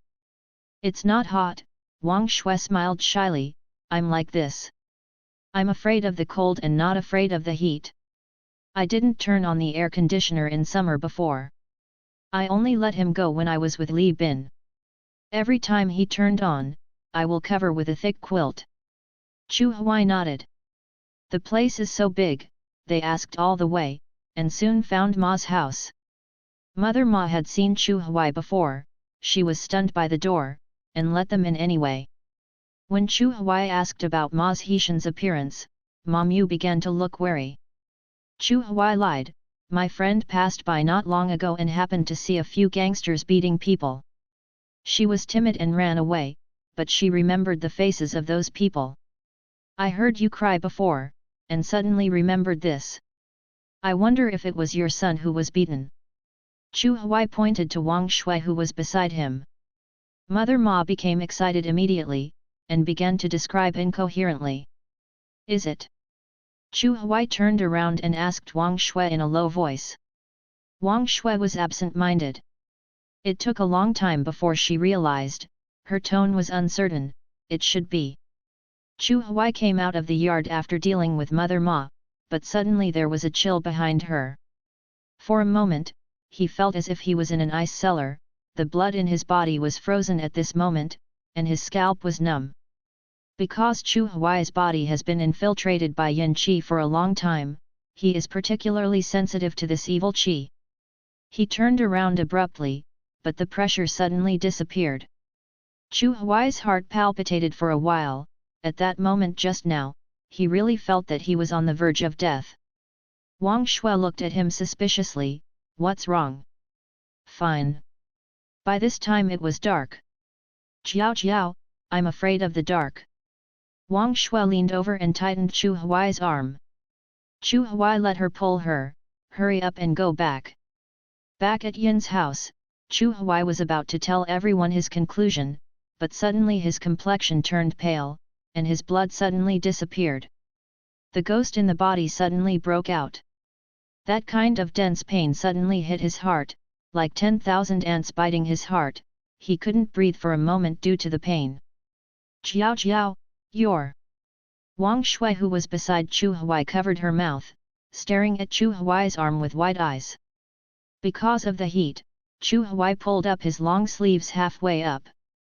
At this time, on his slender and white arm, the blue blood vessels protruded and sunken, as if something was wriggling inside. It was extremely terrifying. Chu Huai immediately put down his sleeves and put his hands behind his back before anyone else noticed. It should be that when he was in Ma's house before, he was infested by evil spirits, which aroused the yin energy that had been suppressed in his body, and then suddenly broke out. "Chu Jiao, are you okay?" Luo Xiang was a little panicked. He was smoking by the window, so he immediately moved a stool over. "Sorry, I have a congenital disease." Chu Huai lied. He waved his hand at Luo Xiang, indicating that he didn't need to sit down. In just a few breaths, he was already sweating profusely from the pain, and the hands in his sleeves were trembling uncontrollably. "Damn it! Zhao Xian gloated at the side. Where's brother Jin? Chu Huai held back and asked quietly. Li Bin followed him to the CAO mansion to investigate the death of Ma's Heshan. I plan to go too. The boss was worried and asked me to stay and protect Zhao Xian. Luo Xiang explained, looking at Chu Huai worriedly. Are you important? May I help you get the medicine? He suggested cautiously. After all, this belongs to Chu Jiao's personal privacy. Without Chu Jiao's permission, he can't go through her things at will. No. I'm fine, I'll be fine in a while. Chu Huai forced a smile on his face, pinched his palms with his fingers, and walked out with difficulty while leaning on the wall, not wanting to be noticed by others. He couldn't explain to them that there was a ghost living in him, and that this group of people was desperate to survive, and the ghost was the most feared and hated thing. He was sure that the ghost parasitic in his body would not persecute them, but why did they believe in him? People's hearts are sinister, and it is hard to guarantee that no one will secretly attack him because of this, so as to eliminate this future trouble that does not exist at all. It's not that Chu Huai never thought about using painkillers such as morphine. In fact, when he had an attack, Lao Yu couldn't bear to put the injection on the table in front of him, and he really broke down. It's not that he doesn't have money, it's just that he doesn't want to be addicted, and has since become a puppet of drugs, living a life that is neither human nor ghost. As soon as he stepped out of the high threshold with difficulty, Chu Huai saw Jin Tianyi who was walking in by the gate. As soon as Jin Tianyi raised his head to meet his gaze, he saw that his face was not right, as if he was going to faint in a second, so he immediately walked over in 2 steps and 3 steps, and hugged him horizontally under the dull eyes of everyone. He passed under Chu Huai's snow-white knees with one hand, and wrapped his arms around his back with the other. His face was neither red nor out of breath, his back was straight, and his figure was tall and straight. This picture is too beautiful. A handsome man is hugging a woman in a white dress, the woman's legs are long and white, extremely eye-catching. Are you okay? Jin Tianyi frowned, his eyes showed worry. The pain in his body was weakening. Chu Huai hugged his slender neck very naturally, and folded his hands behind his back, with a gesture of dependence and trust. He shook his head shyly, his little face flushed. There is only one sentence left in Chu Huai's mind at this moment: I will depend on him to die. It doesn't hurt anymore, I feel like crying. Jin Tianyi pulled up the knee-high skirt for him, and carried him to the residence. Chu Huai suddenly realized that he immediately put his legs together to prevent his nakedness. Night fell, it was the second night. Chu Huai felt uneasy. Jin Tianyi and Chu Huai slept together. Because accidents are more likely to happen at night, they all sleep with their clothes on, so that even if they encounter danger, they can escape immediately. The Yin family is small, and it is impossible for 5 or 6 people to live in one room. Li Bin and Wang Suihuang are already married, so Luo Xiang and Li Bin live in one room, and Wang Shui and Zhao Xian live in one room. And Jin Tianyi and Chu Huai lived together reluctantly. Chu Huai's breathing gradually stabilized. When he slept in Jin Tianyi's arms, but he didn't know whether it was because of habit or subconscious repulsion. After falling asleep, he left his arms and shrank into a very small hug on the edge of the bed. Sleep together. Jin Tianyi opened his eyes in the dark, and there was clearly no sleepiness in his eyes. He tilted his head and glanced at Chu Huai, not understanding why Chu Huai had to clasp his hands to the edge of the bed when he fell asleep. This posture was like a person suffering from severe stomach problems. Chu Huai seemed to be sleeping very restlessly, his brows were furrowed, and his eyelids kept moving slightly. Jin Tianyi thought for a while, then sat up quietly, gently grasped that hand, and relaxed every finger for him. Chu Huai's hands were cold. Jin Tianyi actually discovered early in the morning that Chu Huai's body temperature was lower than normal. The information he obtained was limited and not enough to unlock the secrets of Chu Huai. It is debatable whether the disease that Chu Huai Berry said is true or not. Jin Tianyi smiled softly, grabbed Chu Huai's hand, and pulled him back into his arms. He was about to close his eyes, but he heard the tiniest metal sound of keys hitting from a distance. Jin Tianyi's pupils began to become narrow and long again, and his pitch-black eyes gradually turned grey-blue. Someone poked a small hole in the paper on the window of the house soon with a finger. The finger was embedded with mud, and the fingernails were grey and shiny. Immediately, a slender tube protruded from the small hole. At the end of the tube, grey-blue smoke curled and spread. Jin Tianyi immediately covered Chu Huai's mouth and nose.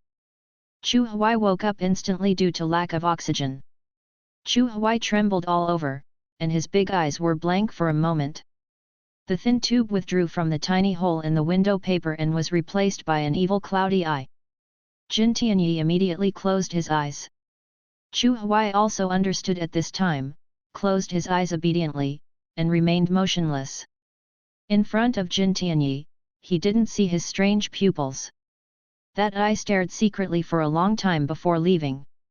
At this moment, the door creaked, and a thin black figure sneaked in.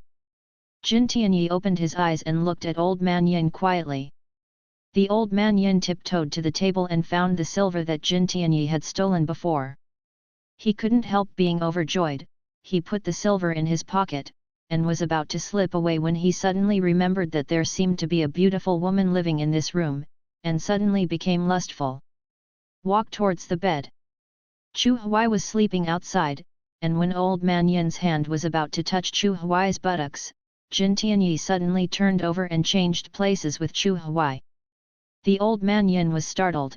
He immediately squatted down and lay down on the bottom of the bed. The knife hidden in his sleeve almost fell out. "Sao? You?" Jin Tianyi shouted at Chu Huai. His eyes had returned to black. "Chu Huai. It's so cheap, but I still, well, I like you so much. Keep screaming, are you sorry?" Jin Tianyi smiled softly. "Chu Huai. Fortunately, I am a man, so it would be shameless for another girl." He also didn't expect Jin Tianyi to be so profane and speak so rough that his ears warmed up. If it wasn't for him messing with innocent characters, he wouldn't mind talking to him and driving a car. Old Man Yin breathed a sigh of relief. They were actually doing business. He lay under the bed, wondering why his vaping smoke failed, while listening to the movement on the bed in fear, fearing that he would be discovered. He is now alone, and although there is a woman above him who is powerless, that man cannot be underestimated. He is old and weak, and cannot compete with that man. If he was caught, they would know his intentions just by looking at the lack of money on the table. How could he be better off? It's a trivial matter to beat him up, in case the man becomes angry and wants to kill him. The group of them are related to Madam Cao, and they probably have a lot of background. As the saying goes, money can turn ghosts. Even if they kill someone, they can spend some money in the government, and they will come out safe and sound. Thinking of this, Old Man Yin's face turned fierce, and he decided to act first. Chu Huai gestured to Jin Tianyi with his eyes, and asked him what he planned to do next. Jin Tianyi's thin lips moved slightly, and when he was about to speak, his eyes froze. A silver light suddenly flashed under the quilt at Chu Huai's waist. "That's the blade." Chu Huai didn't know why. At the very moment, Jin Tianyi threw his arms around his back, pulled him to his body, and avoided the blade. Chu Huai lay on Jin Tianyi's body, turned his head to look at the blade that hadn't been pulled out in the future, and suddenly realized, with lingering fear in his heart. The bedboard is made of wooden boards, and there is a large gap between the boards. There was a lot of movement on the bed, and the Old Man Yin couldn't hit him with a single blow. It was just good luck for the dog and man, because the change of posture happened to avoid it, and they were about to draw the knife again. "Prick!" Jin Tianyi laughed silently. "Hold me tight," he whispered to Chu Huai. Chu Huai hugged his neck tightly as he said, and Jin Tianyi rolled up the sheets and danced on the tip of the knife. Because of the toughness of the bedding, Old Man Yin would always be hindered when inserting the knife, and his movements would be stagnant, so Jin Tianyi and Chu Huai easily avoided every blow he made. No matter how stupid old man Yin was, he had already come to his senses. He immediately crawled out from under the bed with a knife in his hand, and ran away, but when he fled to the door, Jin Tianyi, who was chasing him, grabbed his neck. Jin Tianyi's hand was so strong that the old man Yin was suffocating. Feeling that death was approaching, he held his hand desperately with one hand, and fragmented words popped out of his mouth, "Master, sir, please forgive me." His eyes were turned upside down, his face was ashen. "Be careful." Chu Huai's pupils suddenly dilated. The old man Yin naturally lowered the hand holding the knife beside him, raised the knife and stabbed. Jin Tianyi directly kicked the knife in his hand. The movement was chic and neat, and he did it in one go. With a bang, the knife fell to the ground, and Chu Huai breathed a sigh of relief. A murderous intent flashed across Jin Tianyi's eyes. He was careless. He didn't expect that old man Yin not only seeks money and sex, but also has the idea of killing people. Almost, Chu Huai would be injured. "Don't kill him," Chu Huai said suddenly, his face sinking like water. Jin Tianyi turned his head and stared at his obsidian-like eyes. The stern man disappeared immediately, replaced by Chu Jiao like a little white rabbit. Jin Tianyi's hand loosened. In old man Yin's eyes, there was hope for a higher life, and tears flowed down his face, begging Chu Huai for mercy. "Girl, I am obsessed with money. I deserve to die. No, no, no, I shouldn't die, bah. Please help me, I really didn't mean to. I'm never doing it again. As you can see, my family is so poor. My daughter is gone, how can my wife and I live? I really have no choice." Seeing that Chu Huai's face was touched, he began to sob miserably. I'll return the money to you. I beg you to spare my life." Old man Yin started to take out the money, and when he was in a hurry, all the money rolled to the ground. "You, don't kill him, it's not easy for him, and we're fine." Chu Huai finally spoke, obviously lacking in confidence, and didn't dare to look Jin Tianyi in the eye. Jin Tianyi turned his back, smiled silently, and put down old man Yin. "Roll." "Thank you, sir, for not killing me." Old man Yin ran away crawling and rolling. Chu Huai thought Jin Tianyi would be angry, but Jin Tianyi turned around and hugged his neck. Chu Huai froze, put his hand on his shoulder awkwardly and slowly, and said, "I'm sorry. I know he deserves to die, but I just can't bear to see him die. Am I too useless?"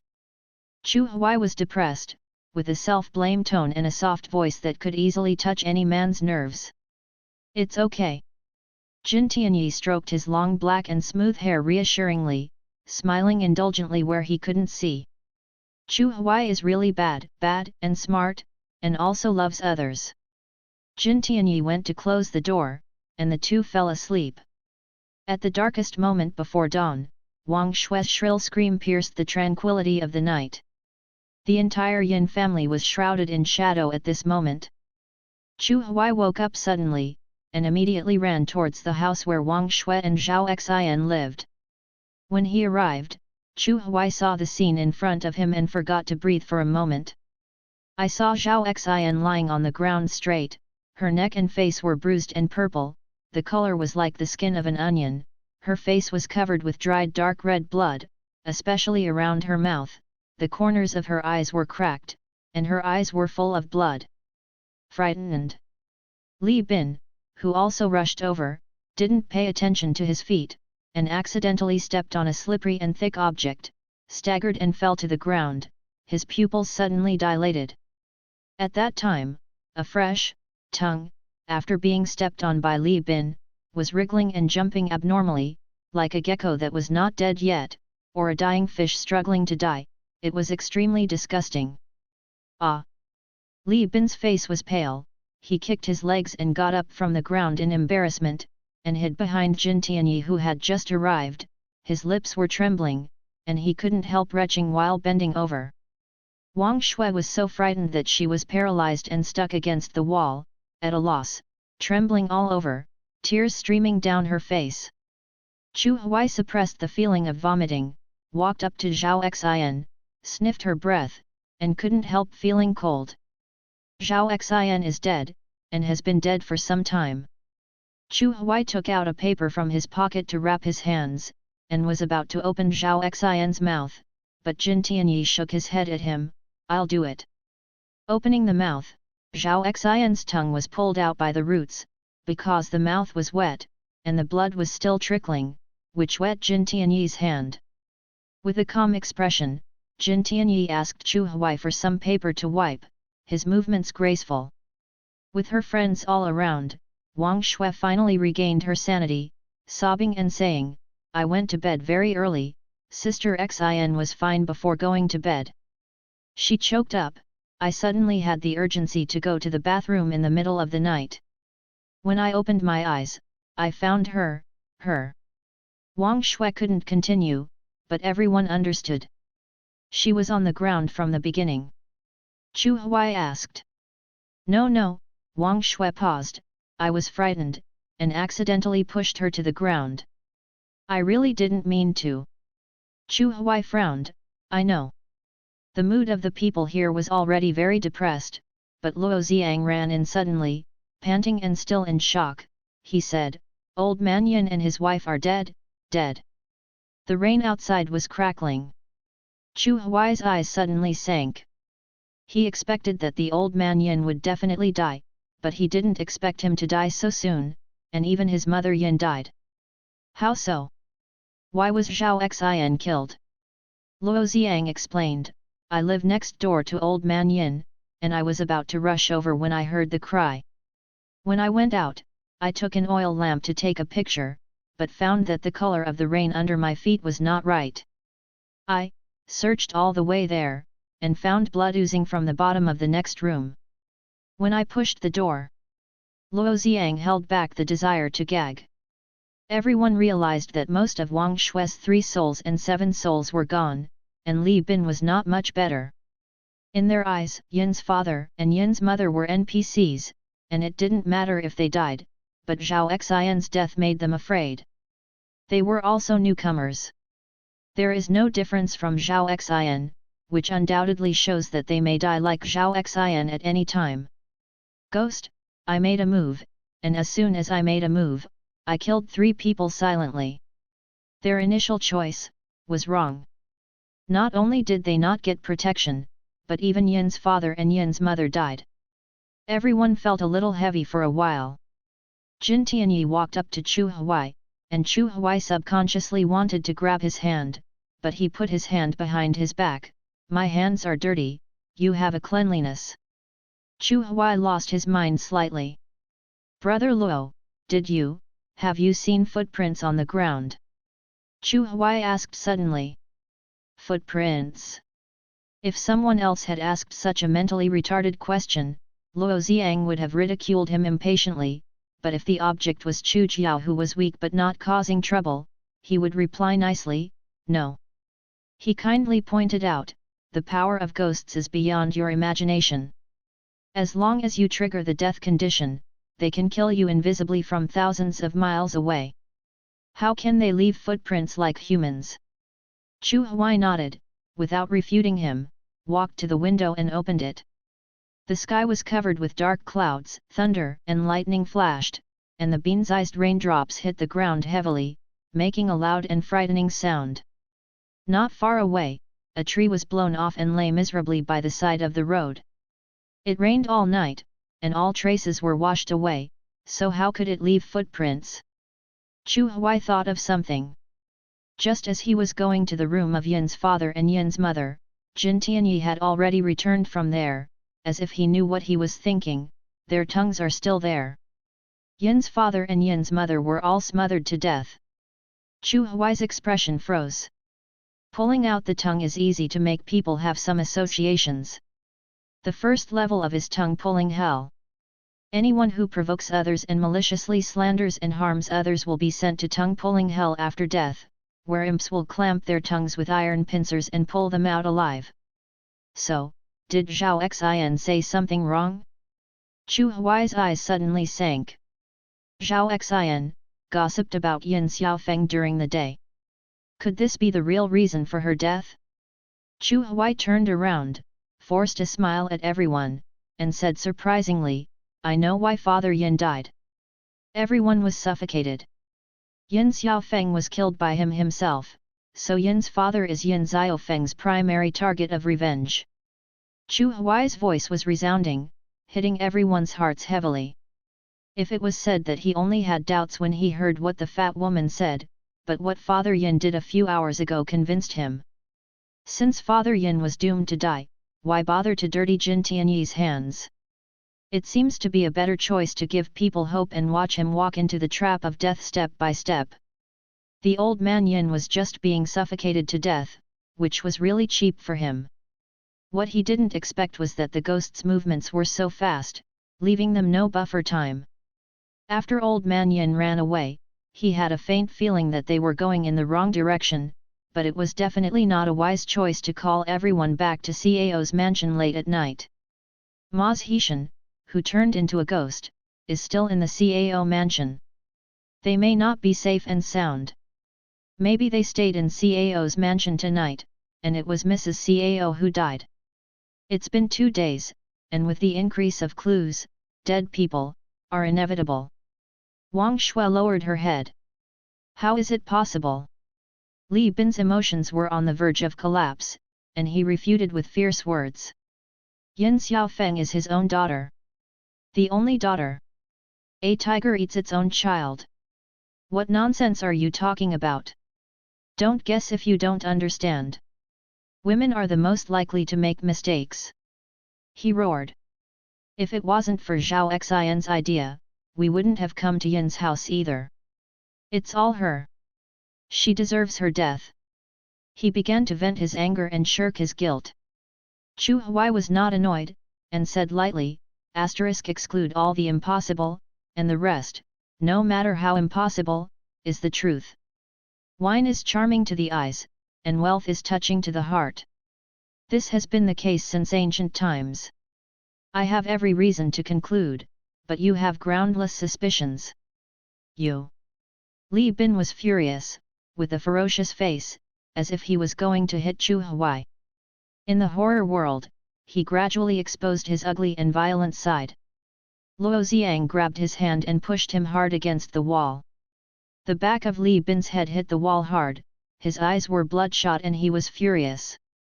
Luo Xiang sneered, and finally revealed his majestic side, please recognize the reality, otherwise I have 100 ways to make you die quietly, just like her. He pointed to Zhao Xian's body on the ground. Chu Huai cast a grateful look at him. Li Bin clenched his hands in his sleeves, but he still held back. Luo Xiang was right, he still depended on these people to survive. Then why did Mother Yin die too? Li Bin sullenly said. Cowardly and incompetent, conniving evil people to commit crimes is a crime in itself, Chu Huai said lightly, may I ask, if you grew up in this kind of family environment, would you not blame your mother? Jin Tianyi nodded, an evil thought in life will be multiplied 10 times and 100 times after death.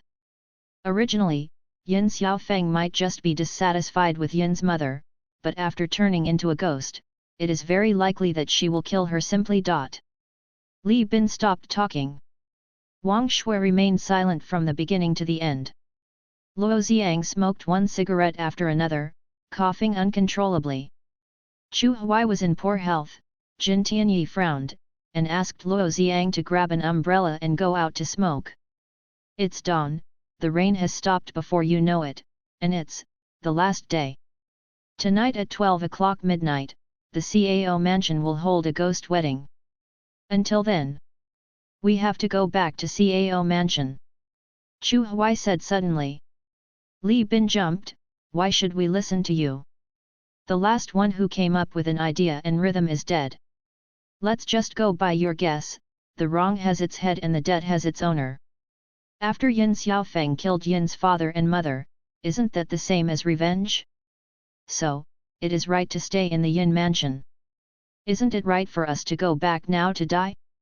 You clearly know that the ghost's next target is Mrs. Cao, why do you want us to go back now? It's not that Chu Huai didn't think about the content of Li Bin's words. The death of Yin's father and Yin's mother made him want to understand that Mrs. Cao must die, but whether she died before or after the ghost marriage is another matter. The Cao mansion is indeed in crisis at the moment, but it is the core area of the dungeon, where risks and benefits coexist. They are more likely to obtain key information and increase their chances of survival. And ghosts don't kill people intensively. Zhao Xian's death will undoubtedly buy them time. Seeing that he didn't speak, Li Bin thought he was guilty, sneered, and proposed righteously, "Everyone listen to me, the ghost wedding will be held at 12 o'clock at midnight today, let's get together and stay here until 11 o'clock in the evening. Leave." Before he finished speaking, Luo Xiang and Jin Tianyi had already stood behind Chu Huai to express their views. The more they got along, the more Luo Xiang looked at Chu Jiao differently. On the surface, she is as weak as a daughter, but in fact she is intelligent, assertive, decisive, and tenacious. She would confess her fear, but she never evaded and flinched. At that time, he really did not expect that it would be Chu Jiao who saved Wang Shui in the end.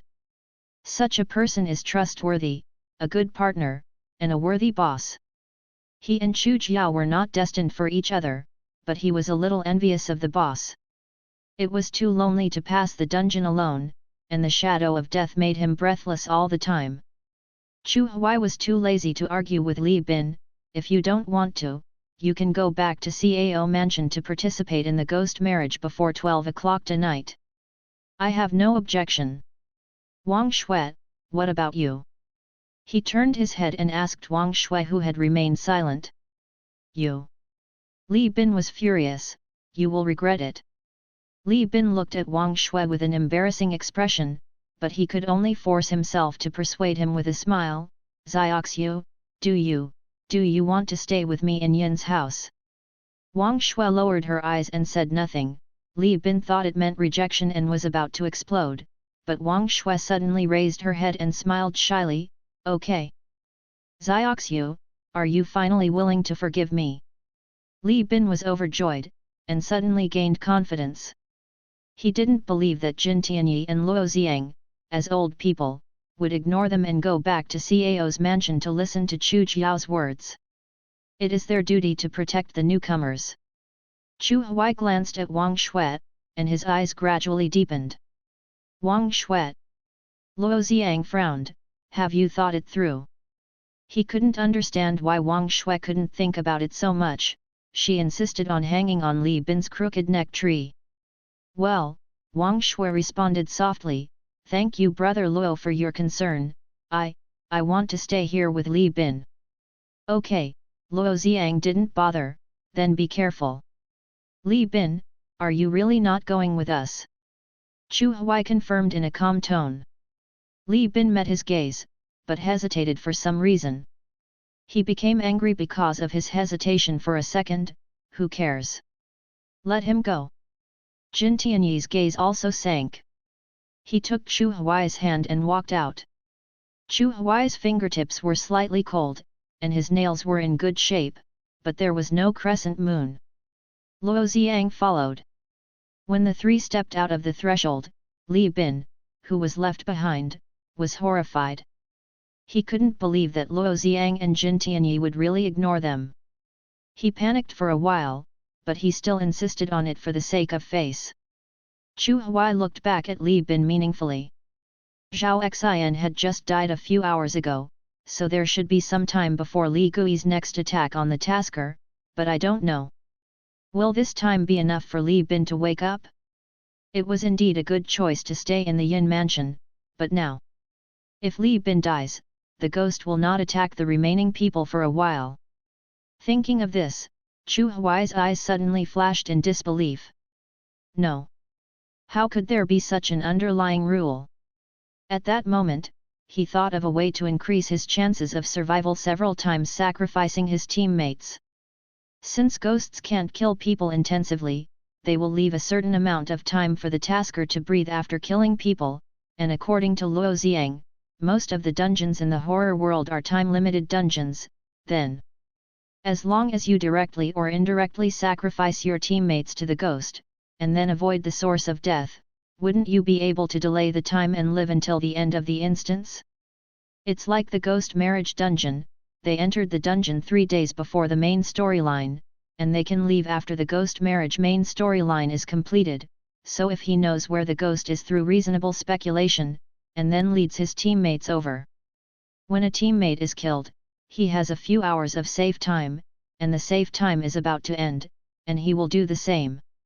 According to this method, the more copies there are, the more people who have the right to speak, the higher the probability of survival, as long as they deliberately make wrong decisions. Chu Huai covered up the strange look in his eyes, and looked up at Jin Tianyi. What's wrong? Jin Tianyi was puzzled. Chu Huai smiled at him, shook his head slightly, and lowered his eyelids. Jin Tianyi is definitely not such a person, he disdains to use such indecent means, so he doesn't have to treat the heart of a gentleman with the heart of a villain. Here, since Chu Huai and the others left, Li Bin has been in a state of chaos, and has been looking around the door, looking around in a hurry. He regrets it. Speaking of which, the dungeon has been going on for so long, and he didn't encounter a ghost directly. On the contrary, Wang Shui first saw a ghost face, then was blocked in the hut by the ghost, and then witnessed Zhao Xian's death. In contrast, he was extremely lucky. To be honest, during the 2 days he entered the dungeon, he always had a sense of unreality. It wasn't until Zhao Xian died that he realized that this was not a game and that people would really die. No. Li Bin shook his head violently. You are special. Even if the ghost really wants to attack them, it should first attack Wang Shui and Chu Jiao, who are helpless, right? How could it be my turn first? This is impossible. My decision is obviously correct, why no one wants to believe me? But he doesn't want to be here anymore. He belatedly remembered that there were 2 more unprocessed corpses. If it is really resentment turned into a ghost, what if Yin's father and Yin's mother also turn into a ghost? Zioxiu, why don't we go to Cao's mansion too? Li Bin hesitated, his eyes averted. At some point, Wang Shui had already stuck to the back of his neck. She was slowly twisting her neck like a snake, staring closely at Li Bin's fragile neck. Li Bin didn't react, he just said to himself to save face, I just think that we are a team, it's not good for us to act alone. Wang Shui suddenly laughed twice, her voice was like an aureole coming out of the valley. Li Lang, have we been together for 7 years? Li Bin didn't realize how weird this title was, his eyes lit up. Wang Shui mentioned the past at this time, it was tantamount to showing favor and asking for reunion. He pushed the boat smoothly, yes, Zioxiu, we have been together since high school, 7 years, have you forgotten? We are going to graduate from college soon, and then we will find a job, get married and have a baby. Li Bin outlines their future affectionately. To be honest, he doesn't want to give up on Wang Shui. Although Wang Shui is boring, she treats him wholeheartedly and obediently. They lived together in high school.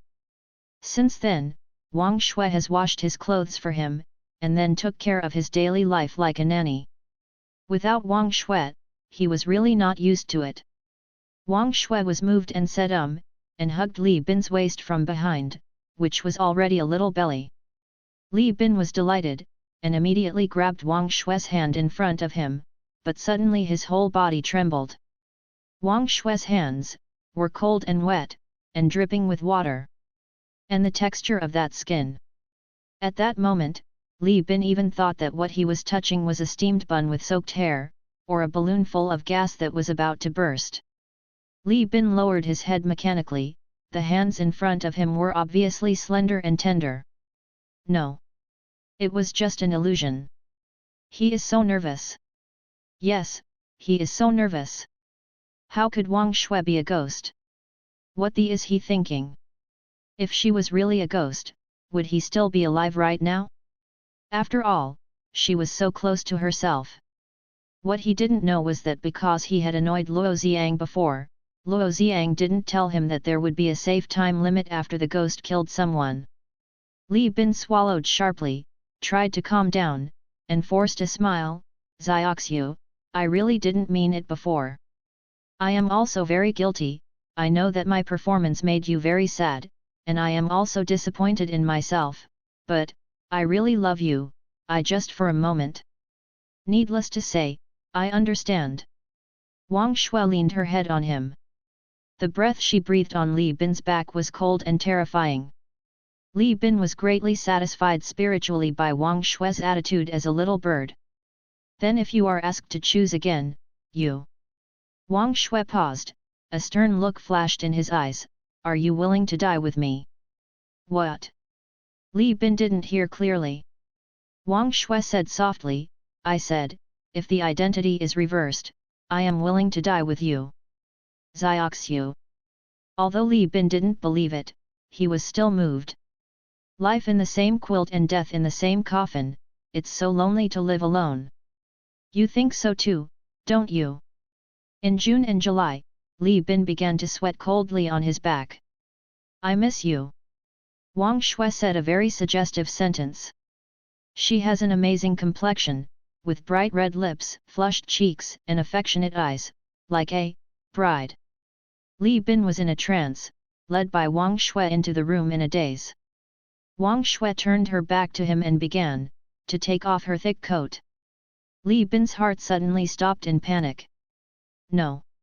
For no reason, he turned around and ran like hell. Wang Shui seemed to feel Li Bin's escape, and she paused for a moment before taking off her clothes, then turned around, revealing.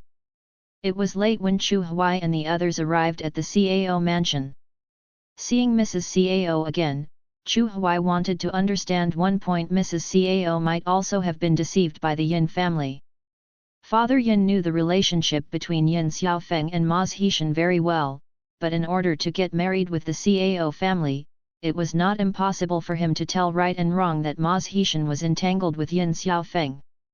Mrs. Cao's husband passed away suddenly at the height of the spring and autumn period.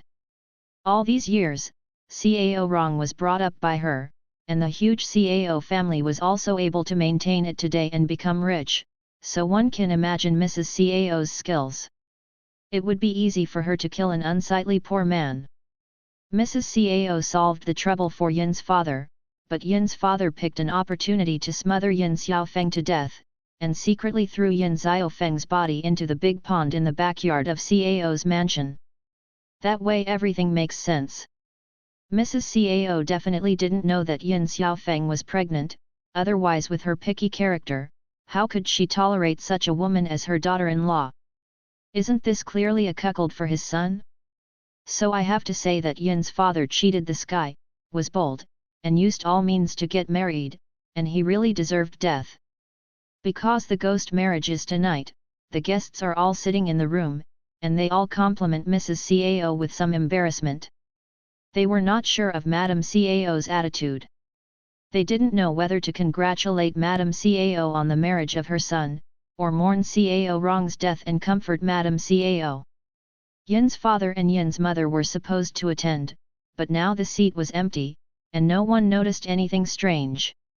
Chu Huai suddenly understood why. Before he left, he asked Jin Tianyi if he wanted to dispose of the corpse, and Jin Tianyi shook his head and said no.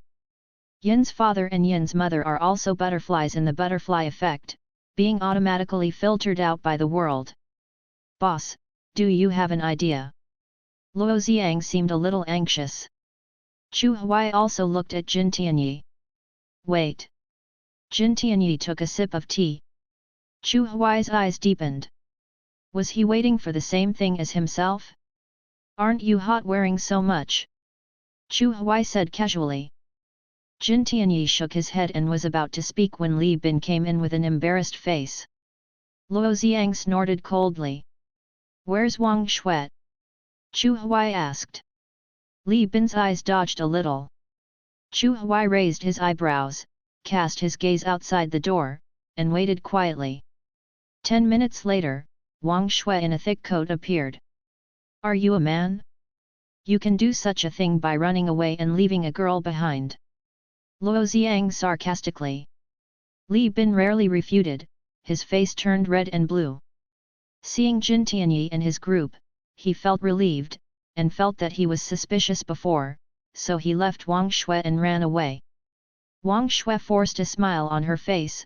Brother Luo, I'm fine. Mrs. Cao said a few more words, and left first because of dealing with the affairs of the house. The guests also dispersed. Jin Tianyi stood up suddenly. Chu Huai quickly grabbed his sleeve. Where are you going? After the accident last time, he is almost inseparable from Jin Tianyi now. Toilet, Jin Tianyi smiled. Together. Chu Huai blushed and let go. Go and come back quickly. Jin Tianyi had already gone a few steps, then fell back and whispered in Chu Huai's ear, don't run around, just sit here, be good, wait for me. Boss, are you disgusting? Luo Xiang became sour, going to the toilet is still difficult. Jin Tianyi looked at him with a half smile, but Luo Xiang shrank his neck and stopped talking. Stay here too and don't leave. Jin Tianyi said to him. All right, I understand, I'll protect Jiao Jiao for you. Luo Xiang urged him to leave. Jin Tianyi did not deny it. Chu Huai lowered his eyes darkly. Luo Xiang wasn't too smart, but he had a straightforward personality. Chu Huai looked at Jin Tianyi's leaving back, thoughtfully. From the looks of it, he seemed to go with him. Jin Tianyi also guessed the way out, so he told Luo Xiang not to leave him. When Jin Tianyi walked away, he stood up and prepared to follow. Luo, brother Luo, I have something to tell you, accompany me out. Wang Shui said suddenly. She lowered her head, not daring to look at Luo Xiang, and it took her a long time to finish her sentence in a coy manner. This, Luo Xiang hesitated for a while, obviously Jin Tianyi's words made him scruples, okay. He thought that Wang Shui wanted to thank him for his help before, or that he wanted to find someone to go to the bathroom with him and it was difficult to say it directly, so he finally agreed. Chu Huai took back the steps he had already taken. Chu Jiao, then I will go out with Wang Shui. Chu Huai's eyes narrowed slightly, and he nodded calmly. He didn't want to startle the snake. Wang Shui followed Luo Xiang and left. Seeing the two leave, Chu Huai couldn't help hesitating standing by the door. Jin Tianyi went to the left, and Luo Xiang went to the right. Jin Tianyi must have a secret, but Luo Xiang is very dangerous now. Chu Huai finally decided to go to Luo Xiang. On the other side, Jin Tianyi circled around 8 times, and finally found Mrs. Cao in the morning hall. It was getting dark by this time. Mrs. Cao was holding the coffin and murmuring. Son, mother didn't find you a suitable young lady, I really wronged you. She wiped away her tears, forced a smile. Today you are marrying a wife, mother should be happy. Crazy flashed in her eyes, if you are not satisfied with her, just give your mother a dream, and your mother will find you a satisfactory one. Mother has worked so hard for so many years, not all for you. Killing one is killing 10 hundreds are also killed. Wronger, if you leave like this, mother's life will be meaningless. The white cloths hanging on both sides of the morning hall whirred, as if Cao Rong was responding to his mother. Mrs. Cao patted the coffin board rhythmically with her hands, her expression was gentle, and she muttered words. The gloomy coffin seemed to have become a cradle, and Mrs. Cao was singing nursery rhymes to her son who was sleeping forever in the cradle. Jin Tianyi stood in the distance and waited for Mrs. Cao to finish singing, then slowly began to unbutton his jacket. His fingers were nimble and slender, his movements were elegant, and his facial features were cold. Finally, the top was taken off, revealing the black shroud she was wearing inside. Jin Tianyi smiled, stroked the cold lines on the shroud, and said, I promise you, you go, I warn you, don't stain my clothes. There was a flash of grey-blue in his eyes. The lines on the shroud suddenly shone brightly, and Jin Tianyi's face gradually changed into another man. That man was soft and delicate, with a bit of prey in his brows. Jin Tianyi flashed, like a ghost, and came to Mrs. Cao. Mrs. Cao was startled. "You are?" Her eyes widened suddenly, she fell off the stool with a plop, fell backwards, and knocked over the offerings and incense candles on the altar table behind her. "No! This is impossible!" She shook her head frantically, kicking her legs back and forth. Those two legs looked like twitching earthworms. Jin Tianyi approached little by little. The face of the man in front of him kept overlapping with the face on the portrait given by old man Yin, and Mrs. Cao was on the verge of collapse. "Don't come here, I didn't kill you. It was old man Yin, a servant. I don't know anything." Jin Tianyi had already grabbed her feet at this time, and with a slight force of hand, only heard "Gata." The whole morning hall was immediately filled with Madame Cao's howls. "Ah!" The sudden severe pain made Mrs. Cao almost faint. "Her leg is broken. The torment has just begun." Maz Heshan was beaten to death alive. His muscles and bones were broken when he died. There was no good flesh on his body, and his ribs were broken and pierced through his chest, exposing the outside. Whenever Mrs. Cao was about to faint, there would be another wave of sharp pain reminding her of the sins she had committed. The man was tall and handsome, with a faint smile on his lips, but he was doing extremely horrible things, like a demon from hell. The sound of bone cracking was accompanied by Mrs. Cao's howling, which lasted for a long time. Finally, Mrs. Cao died. "It hurts to death." Her howling seemed to echo in the morning hall. Jin Tianyi stood blankly for a while, the lines on the shroud gradually dimmed, and he finally walked in front of the coffin containing Yin Xiaofeng, with a faint look of sadness between his brows, but it was replaced by joy immediately. "Xiaofeng, today it's late, you're going to marry me," he whispered, his eyes full of tenderness. When the light on the shroud was completely dimmed, Jin Tianyi took it off. That day, he and Chu Huai happened to meet Maz Heshan's coffin sinking, and he taught Ma's words. Although the words came from Ma's mouth, the person who made the promise was himself. The one who died tragically was himself. But only in this way can he wear this black shroud safely and without any bad influence, unlike Wang Shuet. The first person to die was not Zhao Xin, but Wang Shuet. Jin Tianyi returned to the hall and found that there was only one Li Bin left. His heart sank suddenly. "Chuhui! Where did they go?" Jin Tianyi restrained his emotions and asked Li Bin in a deep voice. Luo Xiang was called away by Wang Shuet. Li Bin didn't take it seriously, and spread his hands. "I don't know about Chu Jiao." In the room over here, Wang Shuet was talking to Luo Xiang, when Chu Huai knocked on the door casually, and went in directly with extreme impoliteness. Wang Shui sat close to Luo Xiang, and Luo Xiang seemed a little uncomfortable. Seeing Chu Huai coming in, Wang Shui's eyes flashed with anger. "Chu Jiao, why are you here?" Luo Xiang was obviously a little happy. Wang Shui's behavior was so strange that he had goosebumps all over his body. He quickly walked up to Chu Huai. Chu Huai pretended to be stupid. "Wang Shui, I have something to ask you." He turned his head to look at Luo Xiang. "Brother Luo, is it convenient for you to avoid it?" Wang Shui stared at Chu Huai, her eyes were frighteningly dark. "Is she here to die for you?" Luo Xiang was a little confused, but he still went out. When Chu Huai passed by, Chu Huai whispered something in his ear. Luo Xiang's eyes widened, and he nodded solemnly. Chu Huai closed the door and approached Wang Shui. "Xiaoxiu, there is something I want you to hide for me." He lowered his eyes, his expression a little gloomy. "You mean, your arm?" Chu Huai hesitated for a while, but finally nodded. He leaned closer to Wang Shui's ear, and said in a mysterious tone, "There is a ghost living in my body." He pronounced the word ghost especially emphatically. A stern look flashed in Wang Shui's eyes. She looked worried. "Does it matter? I won't live long, Chu Huai changed the subject, but I also got a blessing in disguise, so I have extraordinary abilities. Wang Shui froze, what ability? Chu Huai smiled softly, and looked at her with a harmless face, I have a very good sense of ghosts.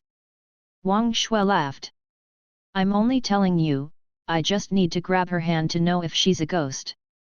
Wang Shui immediately withdrew her hand, but Chu Huai quickly grabbed her. I lied to you. Chu Huai smiled, and the hand in his palm immediately became cold and wet. The hand began to drip, and the air was gradually filled with the lingering stench of corpses. Wang Shui was blank for a moment. Chu Huai seized the opportunity, grabbed her by the neck, pushed her onto the bed, and began to peel off her blouse. I found it, Yin Xiao Feng's shroud. Chu Huai smiled slightly as he looked at the red wedding dress in front of his eyes. Wang Shui's skin has turned pale, and the corpse makeup on her face is extremely horrific against the skin.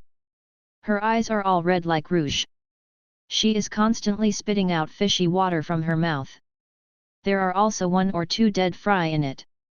Wang Shui had also realized at this time that she was about to pinch Chu Huai's slender and fragile neck, but Chu Huai grabbed her wet hair mixed with mud and sand.